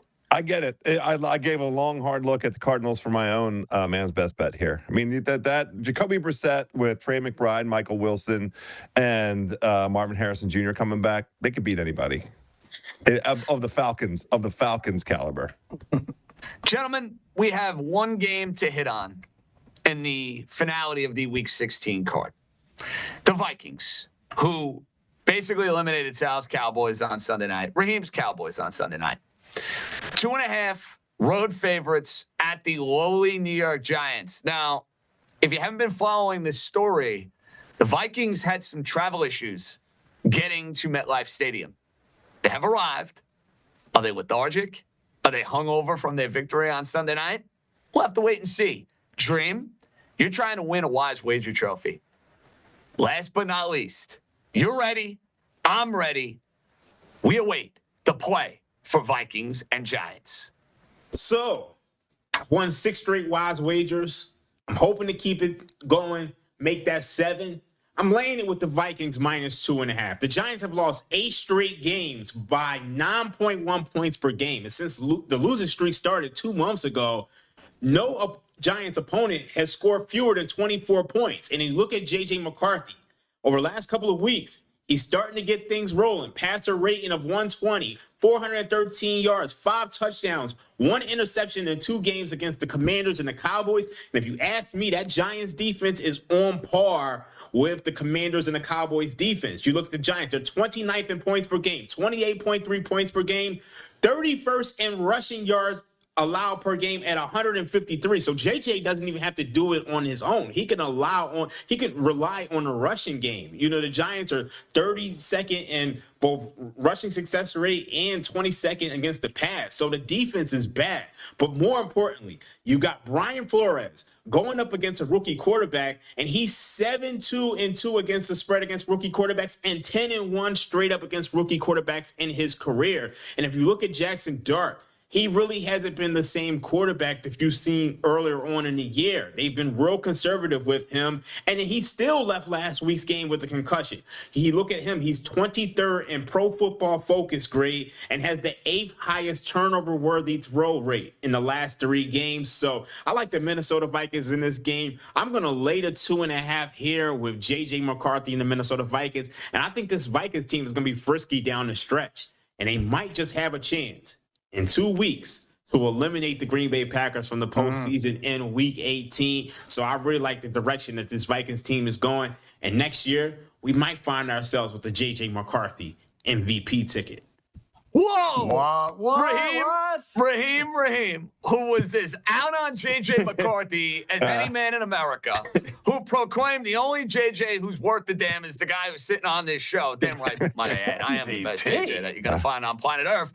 But now Raheem is all in on J.J. McCarthy. Forget about the 2.5 this week. Forget about the rest of the year. He's already thinking about the 2026 season. And Dream, that is why, my friend, I absolutely love you. You're always thinking. You're always looking outside Second-year quarterbacks tend to win MVP. You look at Drake May. You look at Drake May. You look at Lamar Jackson. You look at Patrick Mahomes. You got to remember, J.J. McCarthy, he was rehabbing from his injury this entire offseason. So he didn't get a chance to work on those mechanics.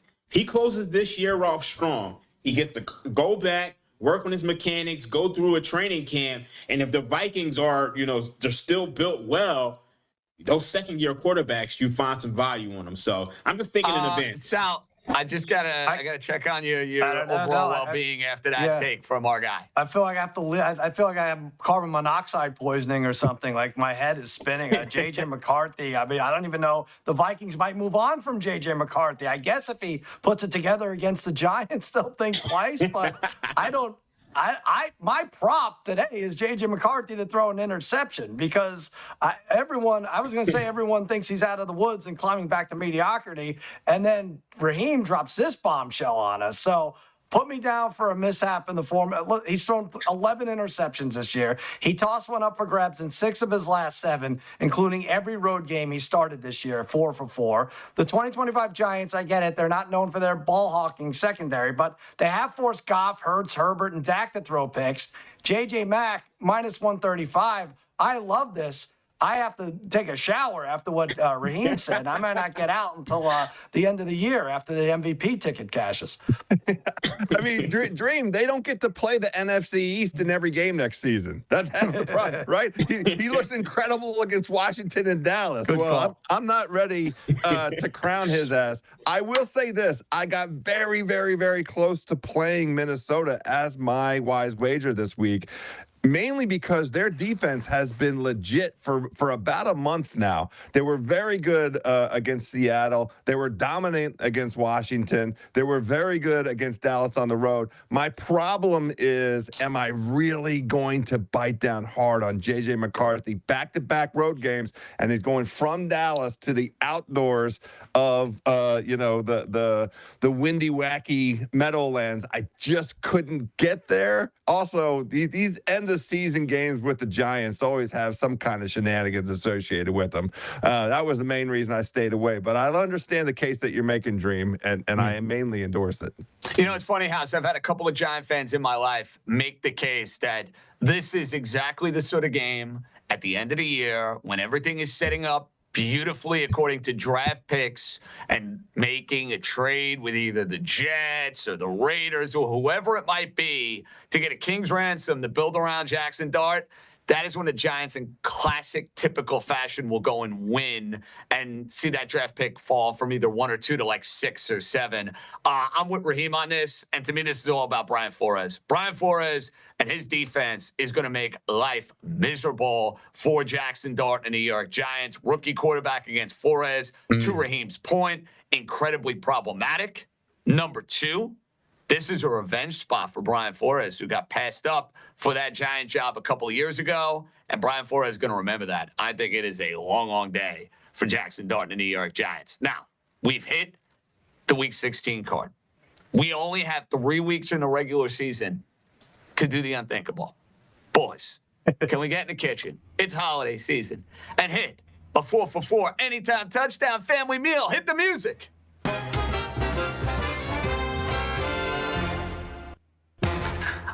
Sal, now that you have recovered from the idea of J.J. McCarthy MVP talk, I need an anytime touchdown. Don't get cute. Don't have a stroke on me. What's the play?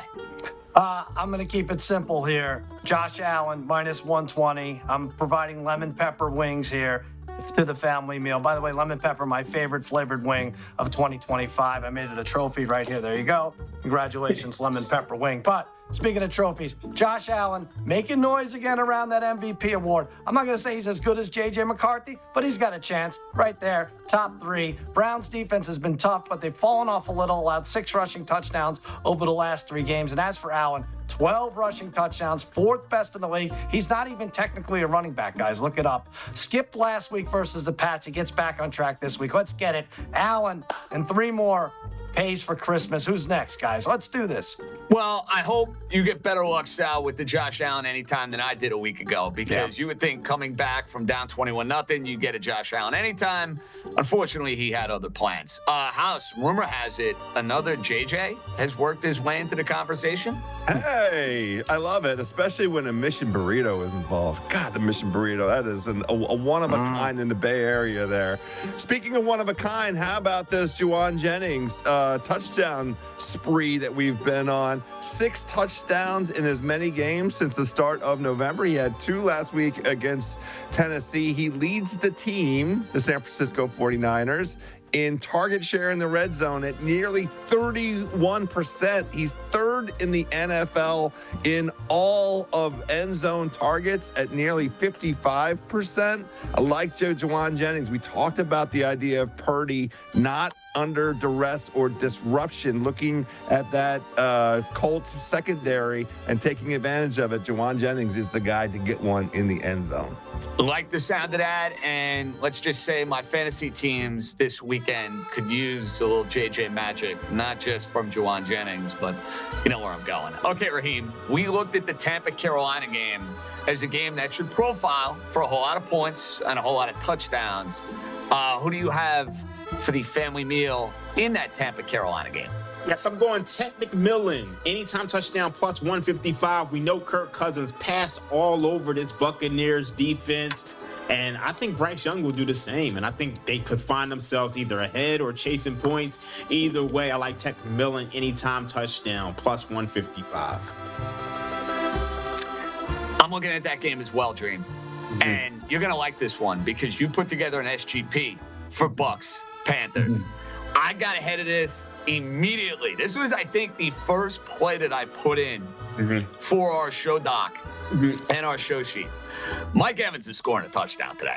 I love the number. He had a monstrous statistical game a week ago, and it's a big game. And when in doubt, we saw this with Tom Brady, and we're seeing it now with Baker Mayfield.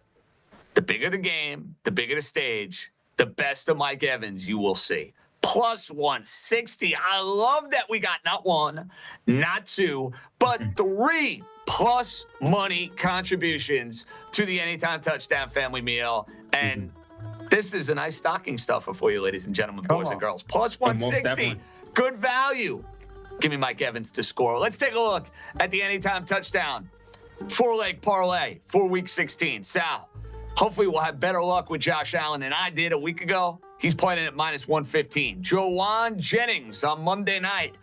Let's hope this parlay is alive on Monday Night Football. That's at plus 155. Excuse me. Raheem and I rolling with the exact same game. McMillan at plus 155 for Dream. Mike Evans at plus 160 for your boy.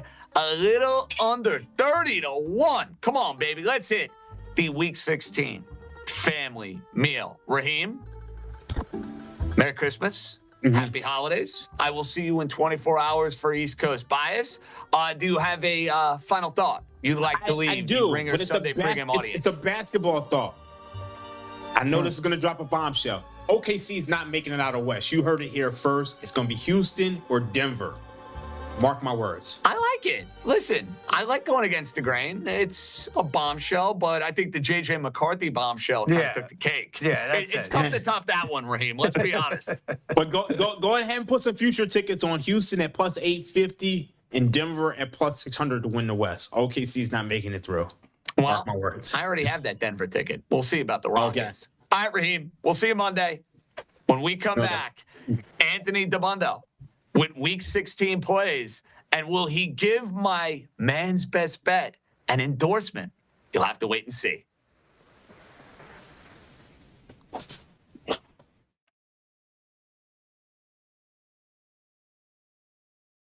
Raiders are at the Texans. Obviously, this is brutal. Fantasy this is brutal too. The Raiders are horrific. The Texans have won 6 straight games, and the Raiders, first team to be shut out twice in a season since the 2000 Browns, which were an expansion team, basically. Raiders have more games with less than 8 first downs in a game than the rest of the league combined this year. What do you think the odds are the Raiders get shut out again? It's higher than winning, maybe. Like, if you look, this is the best defense in the NFL. I think you're going to play Brock Bowers because he's Brock Bowers and there's no way you have a tight end better. How many running backs would you play ahead of Genty? Because, I think if you want to bench Ashton Genty, this team's been shut out twice, and now they're playing the Texans. We have Genty ranked pretty low. We have, but I have no problem if you don't want to play him. We have Genty behind Rico Dowdle this week, and I don't know you have confidence playing Ashton Genty. Right. I think the only problem is do you have anyone better? I actually have Genty, I think, in the Ringer league, and I'm like, man, I don't know what to do with him. But are you going to play him? I think I have to. I don't think I have Why do you have to? Right, they literally have been shut out twice. I know. Part of me thinks, gun to your head, who'd get more fantasy points this week, Ashton Genty or Michael Carter? I'm probably Michael Carter. That is the most. It's the most fantasy football thing ever. That you're probably better off starting Michael Carter, the guy that you picked up off of waivers in Week 16, than Ashton Genty, who was a first or second rounder. But you probably are, though. Yeah. Godspeed. I'm not saying you have. That's another watch him have 3 touchdowns in this game. The Texans defense first in they're second in DVOA on defense. They're first against the pass, third against the run. So they're incredibly, incredibly balanced.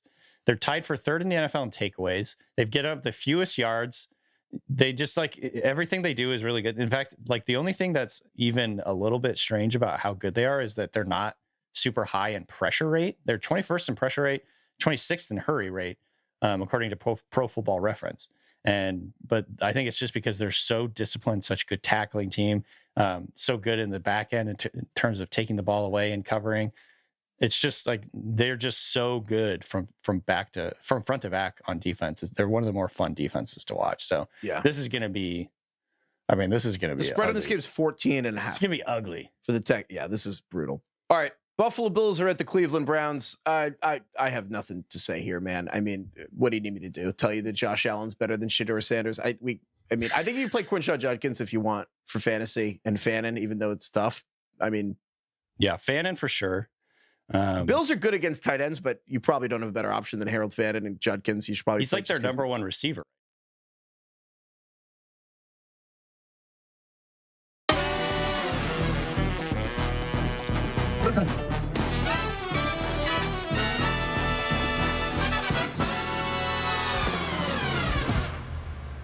Home stretch, Ringer Sunday pregame, getting you ready for Week 16 across the board in the NFL. John Jastremski, Cousin Sal, Joe House, and button down Anthony Dabbundo. You changing up the look on us? You going to a nightclub afterwards? Is that where you watching Sunday football? It is the holiday season, and I got a little bit of red and mixed in here for the season. But yeah, no, nothing crazy. Just a nice little button down. No more shiny satin Colts jacket. I noticed that. Jastremski, he's moved on. No cheese head. I'm running out of teams, Sal. It's getting You devastating. are running. Well, you got the Seahawks. That's what happens when you have 10 zillion teams, Dabbundo. You can always find another. We have a lot of games to get to with you. But what was a more stunning development on this Week 16 Ringer Sunday pregame? Your buddy picking the Colts outright for man's best bet, or Raheem dropping the bomb on us that next year J.J. McCarthy will be an MVP conversation. I'll hang up and listen. Yeah, I'm gonna go with the JJ McCarthy. Not sorry, JJ. You got out trumped by the other JJ here. It's tough to keep up. I mean, Raheem drops multiple hot bombs right off the show, drops it, and then I have to come in and say what? I think JJ McCarthy's about to go make a generational run. I mean, he's had a couple nice games here. The film has looked a little better, but I think we'll see what the odds are, as always. But I don't necessarily see a sustained winner. Let's see it against teams that aren't the Cowboys defense and the Cowboys offense secondary before we start to get We're carried all away. having fun. Then you have to take a shot at my team. I don't get that. We're just having a good time. So how many MVPs are we lining up potentially in the NFL before we would hit J.J. McCarthy as other JJs? Would I at least make the cut? The over-under of JJs are all players. I mean, no. All players is just way too many. He's JJs. He's 32nd of JJs, and there's Josh Jacobs, there's Justin Jefferson. There's a lot of JJs out there. That said, I bet the Minnesota Vikings as well laying the 2.5. Just throwing that out there. Anyway, Dabbundo, we have some interesting games to get to. In the early window, Bucks, Panthers fits the bill. The Panthers had a terrible loss against New Orleans a week ago. Tampa has been in free fall. They're not the same team they were earlier this year. Yet the odds makers very comfortable making this a 3-point spread. Tampa laying the 3 on the road. We know Carolina's been better at home. Total in the mid-40s. What's the play? What's the read on Bucks Panthers? Yeah, I think the spread here is pretty close to where I would expect it to be. I mean, we all know that Carolina has outperformed their underlying metrics. Tampa Bay has come down to earth quite a bit in the last few weeks, last month. But I like the under here. And this really ultimately, for me, comes down to not really being able to trust Carolina's offense in this matchup. I mean, they're so reliant on being able to run the ball. And for all of Tampa Bay's flaws, one thing they do very well is stop the run. And so when you're able to get the Panthers in those 3rd and 6, 4th and 6 situations, 3rd and 6 plus this year, they're bottom 5, 6 offensive efficiency. So I don't love the matchup for the Carolina offense. And then we've seen also, even with Mike Evans coming back, there is a little bit of stop-start nature to this Tampa offense as well. I think the Bucs probably win, but I like under 45.5 here. A divisional matchup in December. They do tend to play lower scoring. You're going All right, so against you like my the under. It's teaser. funny. All of Yeah. us out looking at this game saying we're going to get points. Yeah, Simmons has a 72-point teaser with the over in this game, and I have over 39.5. Dabbundo, I don't know if this take following Raheem's. I don't know. I don't know if it's what you wanted to crack it up to be there. Under 45.5.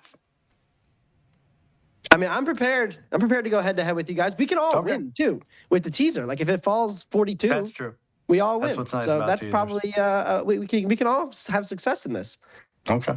Okay, AD, the two guys on the left side of the screen are aligned with this wise wager. Now, the line has moved. 6.5 was the line for most of the week. It is now at 7 between the Detroit Lions and the Pittsburgh Steelers. Steelers obviously coming off a short week. They were super dominant in the second half against Tua and the Miami Dolphins, but no TJ Watt. It's still a Steeler defense that struggles mightily when it comes to stopping a run. And Detroit desperately needs this game. They got the two-headed monster with Gibbs and Montgomery. I think it's going to be a monster day in Motown. Can we get you on board, number one, with Lions laying the 7? Number 2, what would be your favorite way to play the marquee game of the late afternoon window? Yeah, I mean, I don't mind laying the 7, but I'm preferring to try to take the Lions defense out of the equation. I mean, week to week, Aaron Rodgers, depending on seemingly which side of the bed he wakes up on, you get a very different performance from the Steelers offense. And so with this Lions defense, I'm going to stay away from that side of the matchup, and I'm just going to take the team total. I like Detroit over 30.5 points. I mean, I think when you watch this Lions offense of late, they have figured some things out with Campbell kind of learning the play calling scheme a little bit, getting Gibbs as involved as possible, basically saying, hey, we know how good he is in space. Let's maximize our offense to figure out ways to get him out into those opportunities. So I'm going to trust that Detroit's offense, not only with Gibbs in the passing game, but also in the running game. We've seen Pittsburgh all year have real issues defending the run, giving up explosive runs. So I think that's where Detroit starts this game, and then they're able to hit some big explosives down the field over the middle. So very predictable Pittsburgh defense, hopefully a predictable Lions offensive showing. They can get to 31 for us. I'm going to go over 30.5. You know, Sal, I'm surprised none of us got on board and none of us got involved with Lion players for anytime touchdowns with the family meals. I know you went with that Jahmyr Gibbs 2+ touchdowns. Right. And you gave it out as a play, and it's one, by the way, I am tailing. But I feel like we could have thrown like 3 different Lions out there. They're going to score a ton of points in this game. I agree. Montgomery, we talked about that. The problem is St. Brown can't do the booger flick celebration. Did you see that? He scored and did the thing. I don't even know if I'm allowed to do that here. Apologize if I don't, but he got It's fined. like 6'7". You're going to get thrown out of school if you commit such treason. That's fine, but you can't flick boogers anymore? I say take Amon-Ra St. Brown as a scorer. And AD, one note on this game. This game means nothing for Pittsburgh if you really think about it. If they go and beat Cleveland and they take care of business against Baltimore in Week 18, they win the division. We have a lot of those this week where there's just like you're trying to figure out, hey, motivation, significance, what teams are playing for. Did that factor into this handicap at all for Pittsburgh, saying, okay, off a big win, knowing what's in front of them, did that, or is it just matchup driven where it's like, hey, they can't stop the run, and it's as simple as that?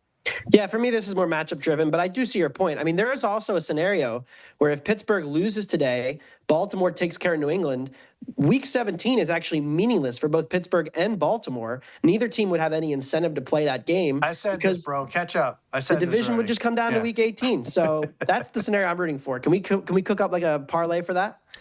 Go ahead. It's easy. So what would it be? It would have to be Sportsbook. So the parlay is Baltimore winning and Pittsburgh losing? Baltimore winning, Pittsburgh losing, and then there's look-ahead lines.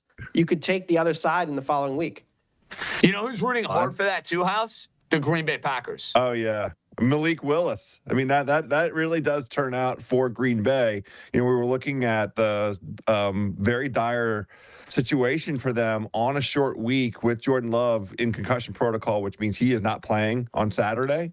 And Green Bay cannot really afford to lose any more games, because if they lose again and Detroit wins out, I think Detroit has a chance of grabbing that spot from Green Bay. So it does set up nicely for them to have Baltimore in a frame of mind to want to rest literally everybody to get ready for the division showdown against the Steelers in Week 18. And that parlay you were wondering about, even money basically, AD. Steelers lose, Ravens win. So, any interest? I mean, I like the Ravens too, so maybe I should just go bet that parlay and call it a day. I like the sound of that. Okay, a game that I had a really hard time with. Jacksonville getting 3.5. Red hot Jaguar team up against a Denver team that's been an absolute wagon in their home building. Denver, big win against the Packers a week ago. The Bo Nix coming out party. Totals at 46.5. Line is at 3.5. I have some Denver PTSD, full disclosure, and I'll have to admit, AD, I think a lot of people are going to say, hey, this Denver team, they play a lot of close games. Jacksonville is a different offensive team. Go and grab the points. I've just gotten burned by Denver too many times. I'm staying away. That said, you're not. What's the way you'd like to play this fascinating game in the AFC? Yeah, I do like the Jags, but I've also grown to like the over as well, 46.5. I think this is a decent actual matchup for Jacksonville offensively, because they've been so efficient running the ball, and you can run it a little more on Denver than you could early in the season. I think there's been some weakening of the Broncos' run defense last 5 or 6 weeks. They're down outside the top 10 in success rate defensively against the run, so you've seen a little bit of fall off there. And then on the other side, like the addition of Jacoby Myers gives them a second receiving option on the outside. That's the main key against Denver, because with Surtain, he's going to take away one guy. But if you have two guys, Moss has been picked on a little bit more. Teams have thrown at Moss. And yes, he's made some plays. He hasn't been all bad, but he's definitely a much more vulnerable corner there on the outside. So I think Jacksonville has opportunities to score there. And then we also do see, to Denver's credit, that when they have fallen behind, they pick up the tempo. Bo Nix has been such a good scrambler and using his legs to create outside of structure that they're able to kind of play their way back into games. It ultimately feels like every Denver game, for the most part, just finds its way back to equilibrium, where if they're a favorite, they're 2-6 against the spread, and they've been really struggling playing all these close games. But when they're an underdog, you see them pulling off upset after upset as a small dog. And whether they need to get to 30, they seem to find a way to get there. Whether they need to win 18-17, they seem to be finding a way to do that too. So I like the over here, 46.5 as well.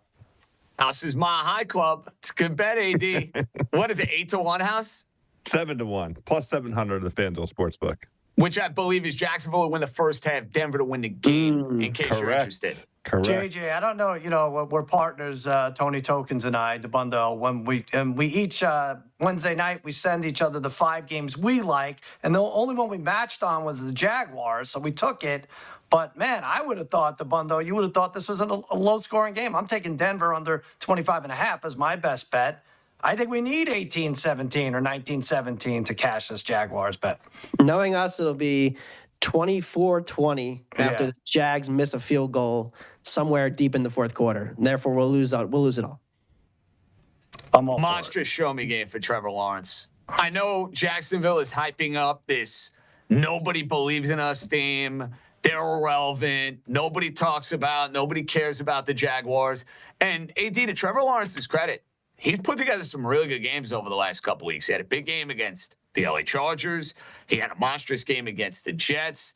I guess my fear factor with Jacksonville in this spot is Lawrence now going up in weight class and not rising to the occasion. You understand where I'm coming from with Jacksonville, where it's like, yes, I'm impressed. Yes, they've done a really nice job.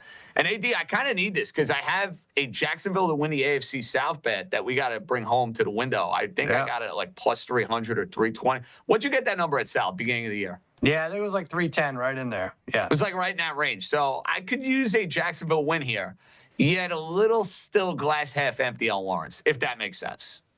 I mean, I think we all have gone back and forth and oscillated so many times on Trevor Lawrence. There's always been the true believers. There's always been the true skeptics. I'm somewhere in the middle, but I don't think there's much he can do in the next 3 weeks to really change our opinions, because if they do get in the playoffs, we're just going to judge him off of that performance anyway. And we saw him in the playoffs have really good moments. So I think that there's still opportunity for Lawrence to do some PR management here. All right, Sunday Night Football. Patriots, Ravens. Line now, AD is up to 3.5. Now, I bet it at 2.5. We gave it out on the Ringer 107. I believe it was either 2.5 or 3. It's 3.5 now. Can you still bet the Ravens at that number if you haven't already? No, I don't think you can lay 3.5. I think it's gone a little too far now. At 2.5, 3, I think it's fine. At 3.5, there's a big backdoor risk. There's a big, what is Lamar Jackson at this point risk? We saw him last week look a little better, but he didn't have to do much, right? They had the long drives, and the Bengals offense didn't do anything. So the Ravens barely attempted a pass in the second half. So I still think there are still questions about Baltimore to the point where I'm not comfortable laying the 3.5. See, I thought this was going to be a wise wager for you, but you got frisky with us with the team total. You said, the hell with that. I'm not giving a side. I'm giving a frisky team total where Detroit's going to score a zillion points. One that I like and endorse, might I add, by the way. Where do you stand on New England? That game against Buffalo, up 21-0, had it firing on all cylinders, completely unraveled in the second half. Dare I say, Dabbundo, a sign of things to come for the Patriots? They're going to win the division because they're going to beat the Dolphins and they're going to beat the Jets. They're not losing either one of those games. You never know. Probably not. They're going to beat the Jets and they're going to beat the Dolphins. I'll say it one more time. All right. Keep saying it. Keep saying it. It'll be even more shocking when the corpse of Tua resurrects to pull off some crazy you mean upset. the Quinn Ewers show? Well, yeah, of course, but AKA the corpse of Tua. I don't know. Take your pick. Yeah. Take your pick. Let's let the Pats win the division so we can bet against them in the first round.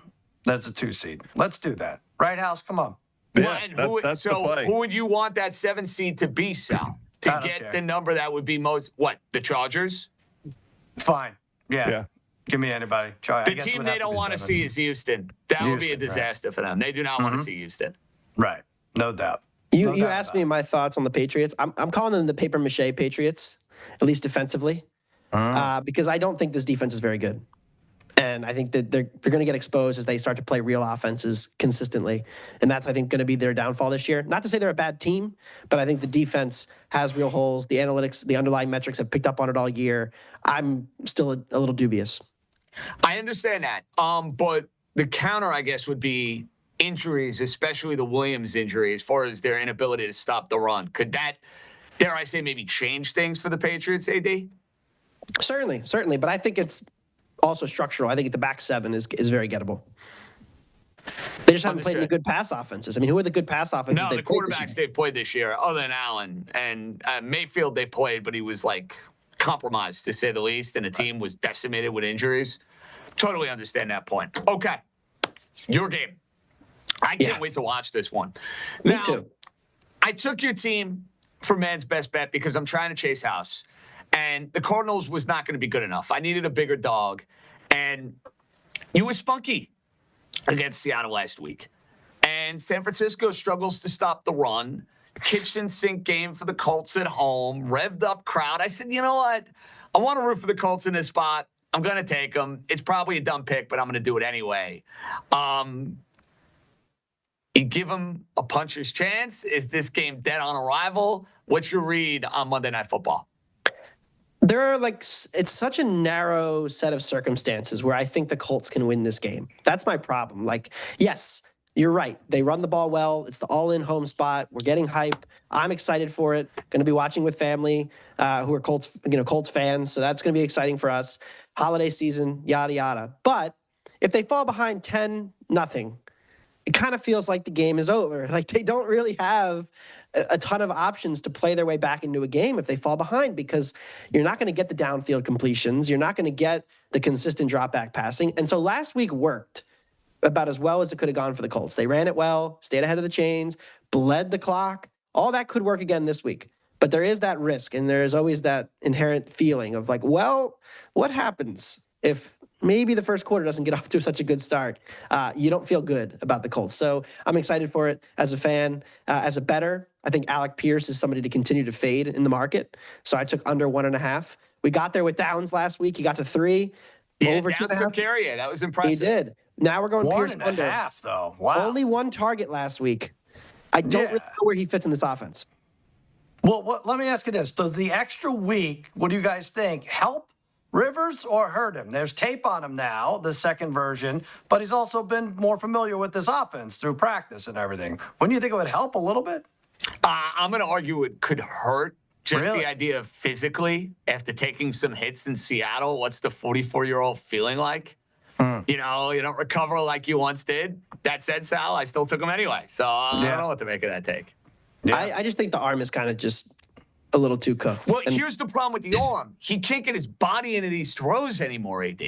You know, everybody's talking about arm strength. He can't get any torque on the throws because his legs are shot. He's got this massive beer gut, and his body is a shell of what it used to be. JJ, what did Phil Rivers ever do to you? I like Phil Rivers. He's calling him out, body shaming. This is terrible. I hope Phil proves you wrong. Did you see what he looked like on Sunday? I mean, watched come the on, game. I love the guy. It's a great story. enjoyed every He's out of second of it. shape. Yeah, I mean, absolutely true. I mean, his arm was already in decline in 2020. That was 5 years ago, right? So the And Colts throwing downfield mechanics offense. in Phil Rivers were never exactly like That's beautiful the to whole begin thing. with. He's not going to wow you. He always had that weird release, so it's going to look even weirder, even if it's slower now. But I don't know, man. I think, first of all, you said what's the game plan? Whatever it was last week. Make the George Kittle touchdowns become field goals, right? Do all that. That's the game plan to winning this game for the Colts. Gentlemen, somebody's got to win. Ringer 107. I keep tweeting it out. I threw it up on the Instagram story. The contest, show the records, embrace the ineptitude. And what I really want to know is, Sal, for whoever ends up winning this thing, are you even allowed to celebrate with these records? Like, I feel like you have to at least finish over 500 to feel good about winning this thing. Is that fair? This is a celebration like we saw with Seattle, where the guy thought he intercepted it and brought the whole team into the end zone to celebrate, and then we saw it was called back, right? Like it was no, this can't be a celebration. Dabbundo and I are doing our part. We're going 1-4 every week, and somehow we're 2 games out of the first place. I don't know what we're supposed to do. When can we get the Wise Wager records tweeted out every week? We need to We've been counterbalance getting the them, man. negative. Listen, It's I'm out not there. proud of mine. So, It's you know out what? That's what you call being a good sport. I just want that on record, because then you'd have some people saying, oh, I'm having a bad season. I don't want to see the record. Hey, when you stink, you stink. Sometimes you just got to own it. At least I'm ridiculously good looking and do a damn good show. So you know what? You guys have your Wise Wager trophy. You know what? I'll have my sleep deprived life. It's great. This is rubbing it into House because he's not even involved in the Wise Wagers anymore. He was unceremoniously let go. I mean, very, very, Yeah, very I was going to sad. say, House, apparently you were put in concussion protocol. What is the final word on that? Who knows? I'm in Wise Wager. I'm only half game behind No, Dream. you've had a great year of Wise Oh, Wagers. I'm sorry. I It's meant 107. 107. It's Yeah, I meant the 107. 107. Yeah. Look, there are still yet, as we sit here right now, every one of our Ringer franchises has 14 or 15 games left, and the teams at the top are how much under 500? 4 games, 5 games under. There is a couple of weeks of 4-1, and all of a sudden it's a tiny bit respectable. So See, that's it. I'm not ready to give anything up. I'm not giving anything up at this We point. never give up around here. That's going to do it for the Ringer Sunday pregame. For Dabbundo, House, Sal, JJ signing off. Merry Christmas, happy holidays, one and all. We'll see you next week. Enjoy the football.